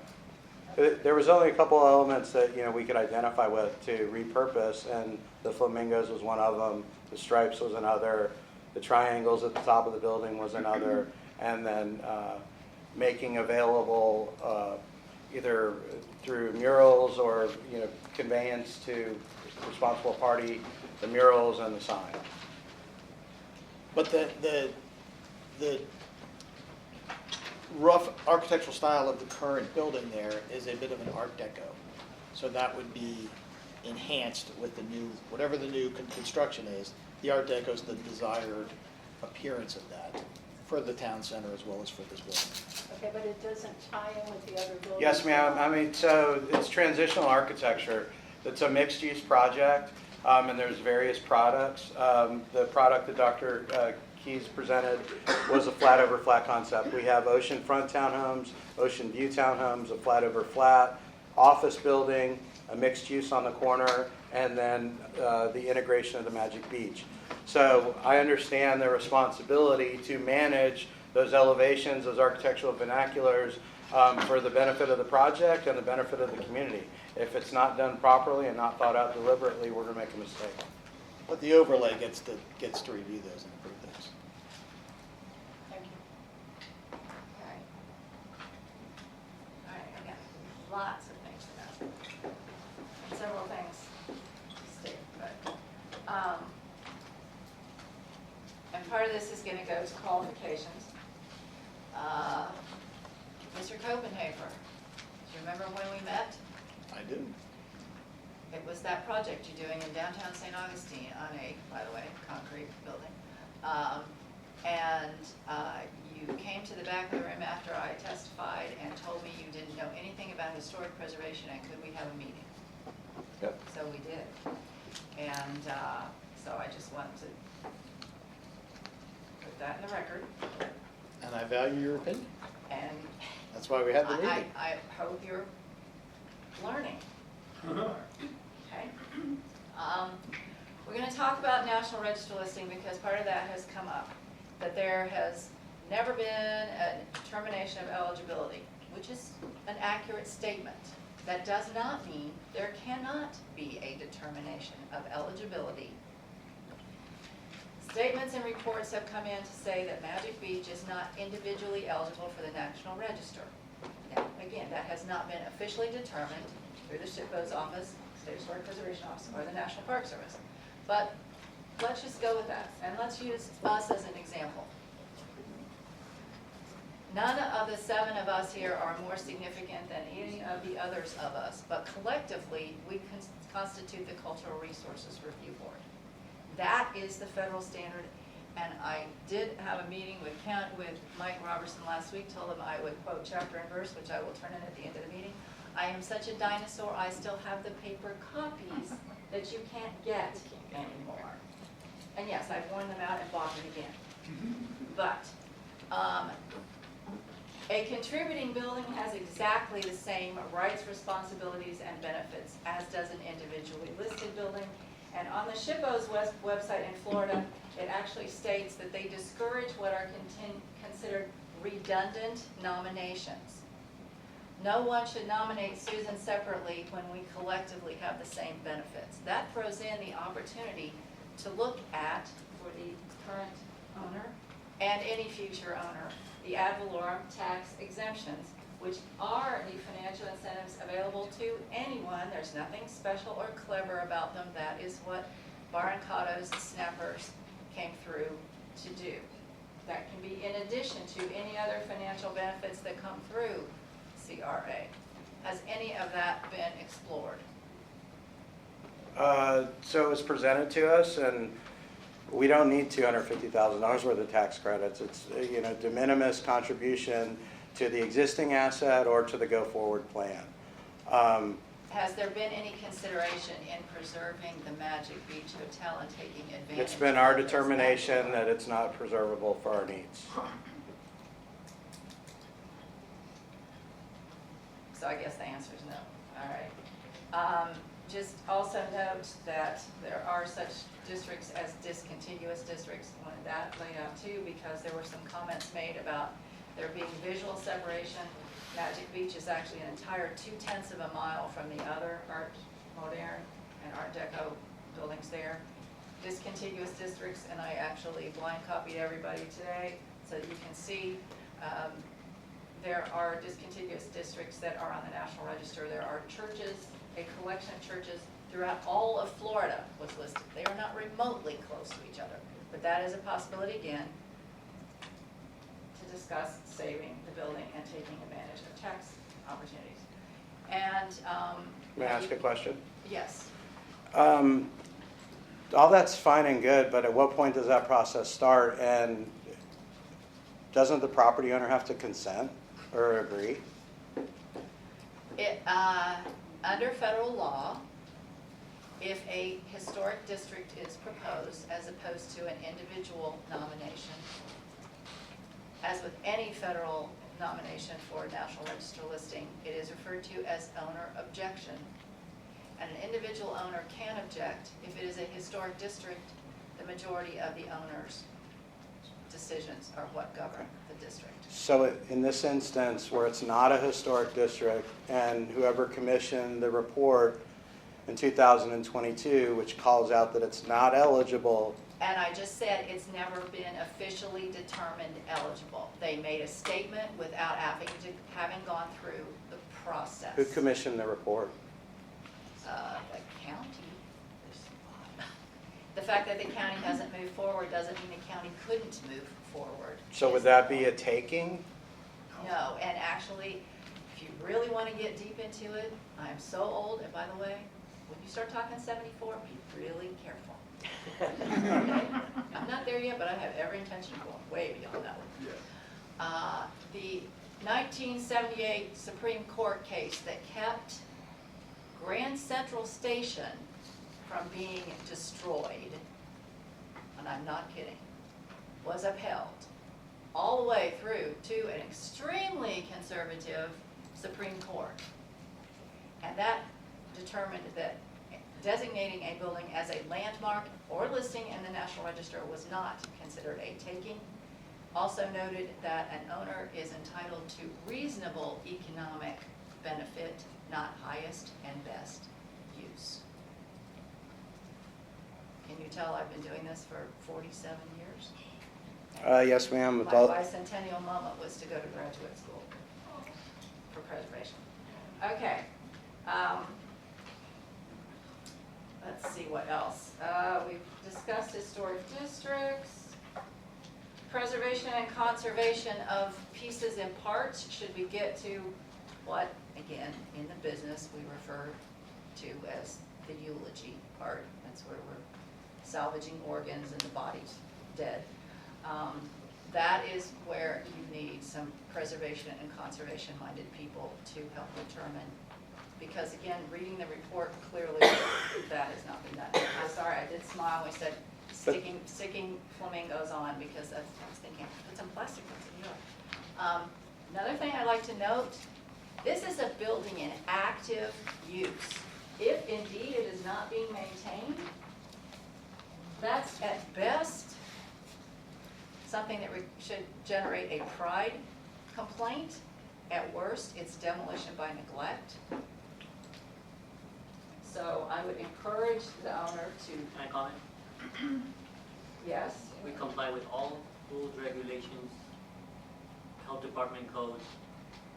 Everything is required for us to run a hotel. I'm sure you do, because I saw your And- parking lot was full over the weekend. The issues are not neglect. The issues are building related, right? So for us to continue to exist as a business, we have to improve the facilities to where what our guests are looking for, correct?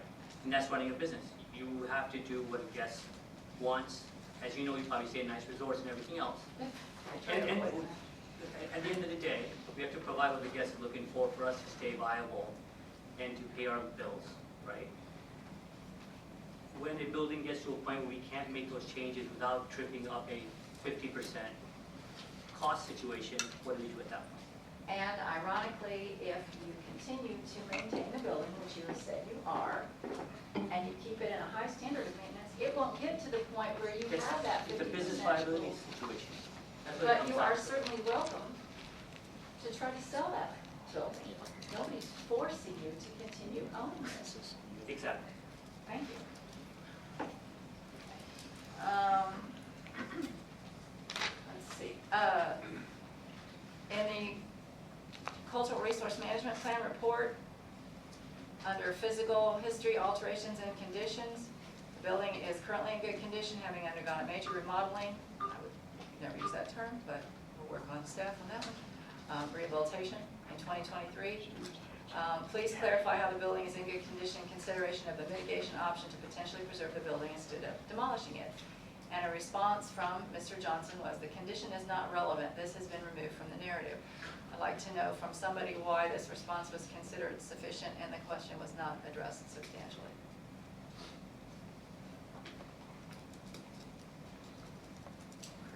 Who was that addressed to? Us? Any So, of them. Madam Chair, so I appreciate the complexion and the funny attempts at jokes, but I'm taking this very seriously, and I would ask that you do the same. So, I'm going to go ahead and I'm going to put this on the record. I look to you exercising extreme predetermined bias. When I spoke to you on the phone, you told me that this plan was unacceptable. You would not support it. So I question, ma'am, We have with not all due had that respect, those were the words that you said to me. conversation Those were the No. words that you said. No. So you we'll said- agree to disagree. I'm not making it up. Your conduct here today demonstrates that same tact. And I would ask that you be objective. You made a reference to the Cultural Resource Management Plan, which was obviously completed by one of your contemporaries. Madam Chair, I object to the statement being made now. It's toward a specific member on this board. It's in violation of our rules of operation as a board to have someone directly addressing an individual member of the board in that way. I would hope you would answer the question that was posed. Ask it again, please. The response on the current condition was the condition is not relevant. This has been removed from the narrative. The question was, why was this response considered sufficient? And the question was not addressed. I think Why that is the current condition of the building not part of the Cultural Resource Management Plan? because we don't deem it to be relevant. The Cultural Resource Management Plan is based on a function of items. It's nostalgia. It's not the back north wall is built out of 3-bay blocks. They were stacked in a running bond pattern. The radius is. It doesn't talk about anything. We identified in our Cultural Resource Management Plan and called out the specific elements that we solicited through feedback, dialogue, review of the previous redevelopment effort, and we took those elements and incorporated it into the plan. So if there's something beyond those items that we've missed, I would ask that you please give us guidance in that regard. Because we look at it as the criteria has been established as we have been able to ascertain through our consultants. I believe he's answered the question. Okay.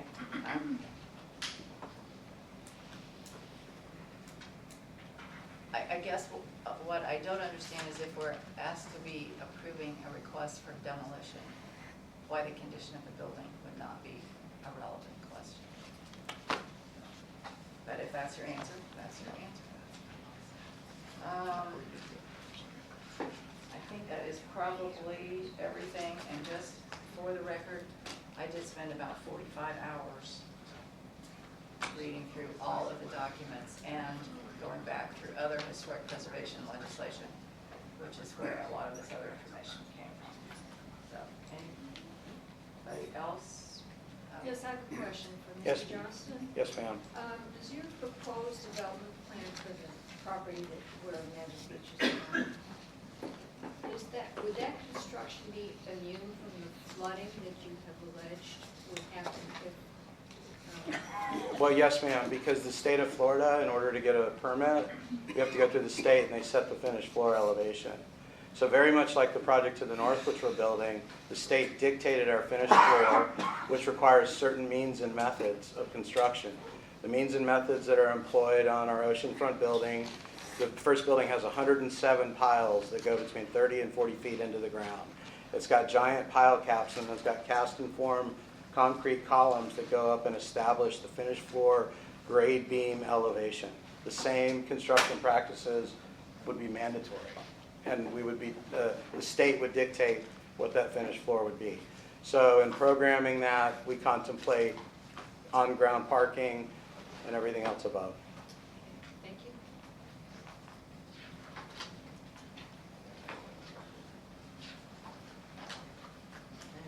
Janet? When I attended the meeting at the pavilion, you had an easel set up that at least had the drawings of Yes, the ma'am. building. And I think that would have been very helpful today for people to see what might be going in there. Because some of us are not architects, and to try to figure what you're talking about, and where you might put all these flamingos and lines and everything would really be very helpful. Understand.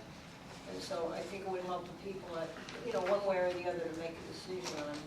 I think the process, the process was undertaken that, we want to understand what the viability of the current asset was and could be, hence the demo application.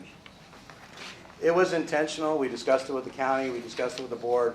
We wanted to bifurcate the process, and let's deal with the demolition of a deteriorating asset. It's not historical. It's not any of those things. It's a deteriorating asset.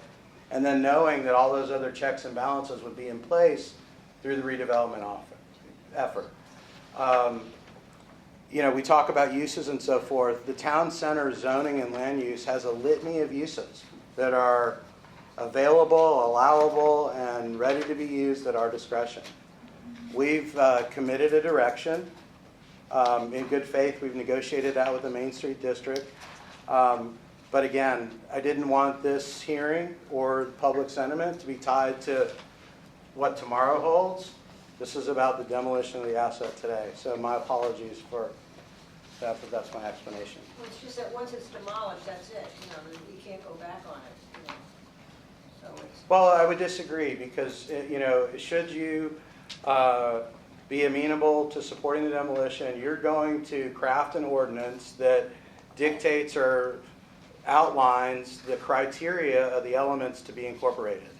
And again, let's vet it out. What are those elements? We can talk about how they be incorporated and our thoughts, but that criteria has been memorialized, and that's a hurdle that has to be upheld. That'll be enforced from the DRB, that'll be enforced from the county, that'll be enforced by ourselves. I believe there was and I don't know the term for this, but a survey done on the existing building when it was trying to go through this process a while back, where they come in and they catalog it, they take pictures of everything, they might even draw out a plan or something, just so they've got that memorialized if anything happened or changed or whatever. As information, this is a historic building, that's why it is listed as a significant cultural resource and was designated as such in 2021. Mr. Olson signed that document. And the HABs documentation that is online as part of this submission, according to a number of letters that were submitted, all this is again on the CRRB website. None of this is secret or special. Noted that full HABs documentation was not provided. There are not large format photographs and there are not plans at the level of detail that HABs would require. There is a narrative that has been provided by the consultant. The 2012 plans were scanned as information, but that is not what the HABs documentation would require for 2025 because that's 12 years ago, 13 years ago. So that's information. I have one more question, if I may. Please. Okay. Did you ever seriously look at using the building itself? Yes, ma'am. Okay. And For all of the reasons stated, starting with the state of Florida, starting with the construction hurdle to bring it up to current code, starting with the backside of the property is a 20-foot utility easement because it feeds the adjacent property. So you can't build on that space, so you're losing it. The inability to access more than the 20 some odd parking spots that are currently there. The location of the entrance drive to where it would be dangerous for pedestrians walking up and down that sidewalk if it wasn't programmed properly. We're trying to develop the structure that's to engage the right-of-way with, kiosks, mixed-use, commercial. We have to think through traffic patterns and exits from people in the parking garages underneath these structures and in the parking lot in the rear. So it's not feasible, it's not viable. To save it, to change plate heights, to change header heights, to essentially raise the building 5 feet on a slab on grade, I would defer to the architects to weigh in on the feasibility of that. Yeah, again, so anytime the building department forces you that if you improve the value of the building more than 50%, not the site, but the building, you have to bring the entire thing up to code. So that would be raising that slab up 5 feet, making so the roof doesn't flex enough that the drywall comes down. Lots and lots. The bathrooms, there's no handicap rooms. I'm sure there's a litany of other code issues that would need to be addressed in that building. I mean, everything. There's a step up to get into the units. Not allowed to have that.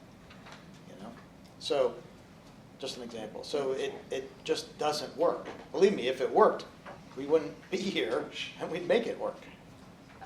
Just so you all know, though, Barnacatos is being rehabilitated. The 50% rule doesn't kick in when it's a historic property. That was going to be my point. Yeah, sorry. There is an exemption. I don't know Yeah. if you know the building code. If it's a historic structure, there is an exemption even within the CCCL. Listen. We don't need to keep going back and forth. I think there are some pieces that are a little bit missing. Like, we didn't have any evidence. Like, where's the structural report? I want to make a valid determination, right? Like, we need to have evidence. Just you saying it doesn't work, if you gave us a site plan that shows this angle doesn't work, a structural report saying how damaged this building is, I think that would be helpful for us to actually make a determination. The mitigation plan is like 4 pages long. I mean, for us, our charge is preservation, right? This is the Cultural Resources Board. I'm not trying to be difficult at all, but I think this is a locally significant structure, and so we have to be careful with that, right? Like, that's our charge, is to preserve structures in the county. And so if you guys provided evidence to us, it's structurally not rehabable, that would be something that I could latch onto and say, okay, I got it, now I understand. Or the site plan, the feasibility, the parking. Just saying that and showing us pictures doesn't help us make a decision. That's my opinion, and I know I was waiting for someone to make a motion so I could give that opinion to y'all. But, yeah. I'd just like, Madam Chair, if I might follow up on what was just said and amplify it perhaps a little bit more, get a different perspective. I guess I understand that I still don't know who is charged, what group is charged if the CRA is not with. I mean, that's not our charge. The CRA is not our, the Main Street has no bearing on us. The CRA has no bearing. Our charge is the special districts and. Right, but I guess the point I'm getting to Yeah, sorry. is that page 1 of the plan for Volano Road, more than the road, what happens around the road, the town's, what's referred to in this document as the town center. I don't think there's been any other plan update. This is apparently the plan. Page 1, a community of character is the goal, and it has a photograph next to this of the property we're talking about now. And just to lift from the statement, town center plan is to keep the Art Deco and old Florida feel to that existing in the area. Developers are encouraged to save the buildings and/or facades in their plans to keep the authenticity of place that will make this a unique experience. Balancing of the past with future is important to the town center's community. So I guess I have, maybe others have also made this point already. I don't see sufficient effort to fully investigate ways that sort of a mitigation plan that looks more at alternatives to total scraping away of the building and keeping a couple flamingos. I don't see that effort. And I know, Mike, your firm, in addition to the work with the Exchange building, that's not going away, right? You're not going to raise the Exchange building to do your project. So you're saving the historic element there, presumably building upon it. I haven't seen your exact design. And another project that your firm is associated with, I believe, is the Ponte Vedra Concert Hall. Is that correct? Correct. And in that case, you are doing a lot with the existing building, but you're retaining a lot of the style, look, and feel of the building in the rework of it and the reuse of it. So I just don't see those kinds of things here. I see. Nate, if I may, to get to your question there, it's a one-story motel that's originally was 1951. Then there's a bunch of weird additions to it, and it's somewhat crazy in terms of its layout. Like if you go through the parking lot, a fire truck can't even get on that property because that Magic Beach sign is below the threshold of what a fire truck can get through. So in terms of raising it, and I'll look into what's allowed, but the fact that it won't make it as a one-story anything. I'm not an economist, I'm an architect. But that needs to get raised just to be out of the floodplain and for codes and things. But that also needs to become a viable sort of a business there. And that, again, that's not my purview, but that was the idea of, and we're not just taking flamingos here. If you look at the concept that we had come up as an optional one, there was diligent thought left into those flamingos happen at the entranceways, and they're recessed, and the entranceways are curved. And all of that is mimicked in that building. Well, I mean, I don't want to get into the weeds with you on this, but the idea that other options and alternatives to total scraping away of the building, it doesn't seem to me that that's been fully studied. At least we haven't seen any alternatives other than scraping it away and saving a couple flamingos. So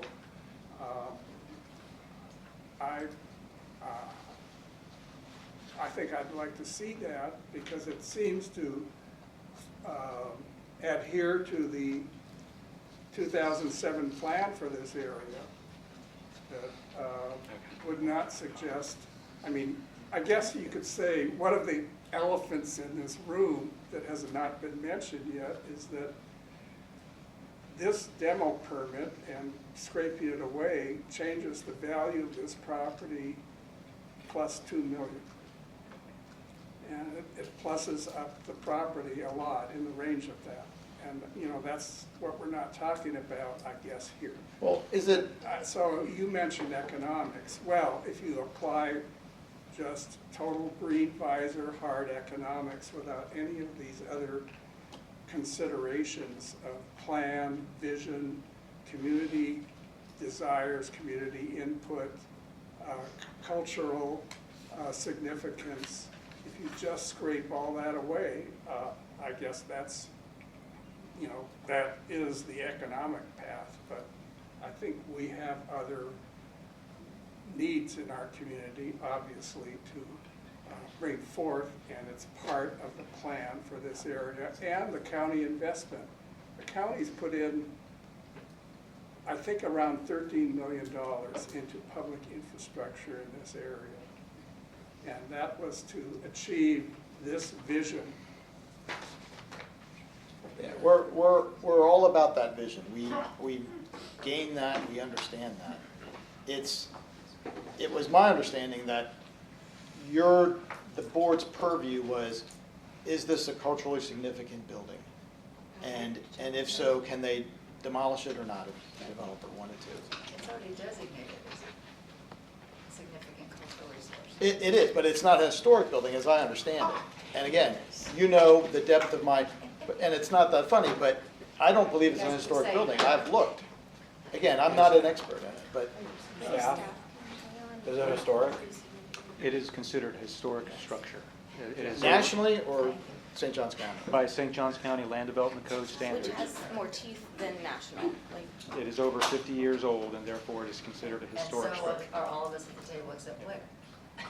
You're right. I am not. She would be a criteria. I am not. Yes, I'm making light of it. I do not. All right. Do we have a motion to come forward? Okay, I'll try a motion. I would motion to defer for more evidence on structural, some kind of, give us more evidence than we're just gonna tear it down and save some elements. Is it, I guess, deferral or table? Can I do it? Defer.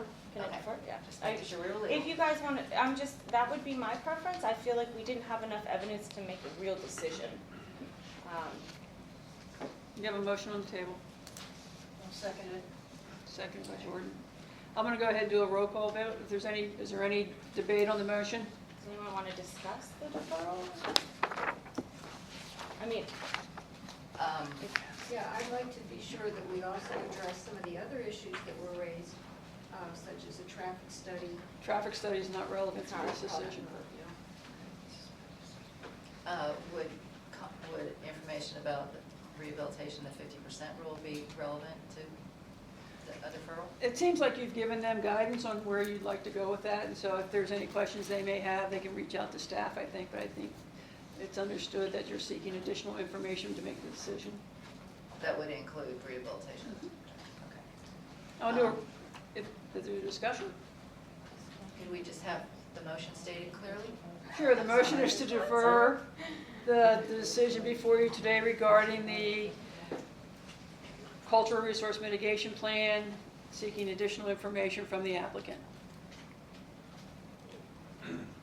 To include preservation of the existing building? Mm-hmm. Okay. I'll do a roll call vote. Chair Keys, Yes. Board Member Knighting, yes. Board Member Olson, Yes. Board Member Johannikis, Yes. Board Member Newman, Yes. Board Member Jordan, Yes. Board Member Shelter. Yes. Thank you. Your motion passed. Thank you for your time. Thank you. right, So, what is that? board member reports are Just resubmit included it? in information. Sorry. Submit to you? Give them a few minutes. Yeah, we'll be in touch. Okay. Okay. Mike, Thank you, appreciate your time. talking to you. Sir? Yes. Oh, yeah. Yeah, I'm Mike Lags, by the way, environmental manager. Yeah. Seen you in the email. Yeah, so we'll touch base with you and kind of start talking about how that goes further. Okay. Excuse me? This should be on the county's website, including every bit of public communication, correspondence, everything we talked about.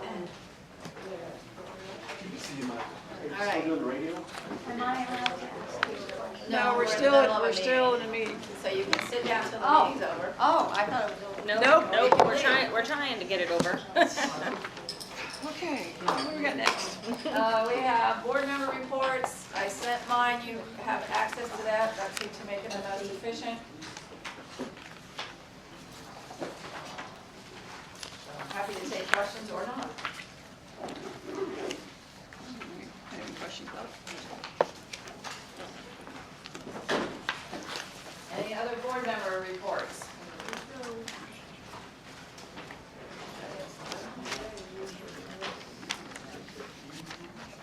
All right, staff reports then, I guess? Thank you, Chair Short and Keys. sweet? Yes, I'll speed round. Mr. Jonah Hawkes' term expires in 6 days. We examined applications for the board, and he is the qualified applicant out of the pool. So with CRRB consent and Chair Keys, I can send you a document. His appointment will be sent to the BCC consent agenda for May 6th. There's a document. It may have gotten lost in the shuffle. He already signed it Wonderful. Okay. or looked at it. I looked at it. Okay. Okay, no signature, but yeah. Awesome. We'll be in touch for that. The proclamation for Historic Preservation Month will be made on May 20th. I'll send out proper notice and invitations for such. The former detention center demolition application and process is delayed. Just an update on that. It is currently tentatively set for the June meeting. That may be arranged to not. So, The detention center is the jail. yes, sir. Okay. Is that new information? Nope, it's just been delayed. And This is the only update. It's, We don't have anything official with regard to its status, so right now it's tentatively scheduled for your June meeting. If something changes, we'll notify you. but if it is scheduled, it would be a demolition request, is that right? Same as this. Okay, Yes. okay. Yeah, okay, open I will discussion. double check because I received the information from the facilities Correct, director. but that's not the facilities director's decision, so staff is just going off the current information they have. Everything is subject to change, and so administration may make a different decision on that. Barrancados and Snappers is waiting for a construction fence to be erected shortly. I have been visiting weekly to see the status of the building as it is a county landmark and photographing the timeline. The Hastings Old Jail did have excellent pavers put down. I've been photographing that process as well as it is a county landmark. Update on the comprehensive plan. It was included in February 18th, and that is publicly available in GTV. They did discuss the feedback from cultural resource from our discussion to recognize, protect, and enhance historic resources. And I have timestamps if you'd like to receive that video and to go over that yourself. Exciting news, on March 11th, the Florida Senate Community Affairs Committee voted in support of the St. Johns County and their efforts to make West Augustine the home of the state's first Black History Museum. I have a strategic planning link in here if you all would like that as well, with the GTV comprehensive plan update link. I'd be happy to share that with you. We received an application for a dog park, which is nearby a historic site right here off San Sebastian. I believe that is for the agenda for tomorrow. That's just in discussion, just something to keep on your radar. Sorry, there's an update on that. That is the dog and bog, and that is being withdrawn. Yes, ma'am. Okay, thank you. Let's see. We have that, all right. Okay, and lastly, there was a History Harvest event on April 11th that was hosted by County Staff Kelly Ucia. That was a community-driven event where they invited citizens and any type of member that wanted to attend to bring treasured photos, documents, and heirlooms to help preserve and share the rich history of the county. That was a great event. Yeah, was it attended well? I wasn't able to go. Mhm. Yeah. And that's Then, my conclusion. Can I Yes. comment on that, please? Yes, ma'am. You might want to think about inviting either Florida Public Archaeology or the Archaeological Association to that, because I don't know maybe which one provided that. Mm. But it might be kind of a cool thing that, there was someone there to again. Can you repeat the first organization, please? Florida Public Archaeology Network. Oh, thank you, FCAN. She's like, that's I too missed the long, I N. don't know. And that's all for me. Just on a note, on the Senate having voted 7-0 to approve, or to recommend Florida Black History Museum here, it is in the House with no hearing scheduled whatsoever. So that was at least as of Friday, which means it won't go anywhere unless they get a hearing for the House. Understood. But the appropriation is still going through, so. Yeah, No, I know. Knocking on plastic. Okay, Preservation Month proclamation, May 20th, so we tell everyone, we want lots of people there, obviously. For your information, the May 20th meeting commences at 5 p.m. Thank you, Kim. Oh, that's cool, now. We've all shown up at 9 a.m. 9 o'clock in the morning. Yeah. Well, it'll be in the county commission meeting room. Megan, was that, did you finish your stuff? Yes, ma'am. Oh. Thank you. No, that's for the Preservation Month proclamation, May 20.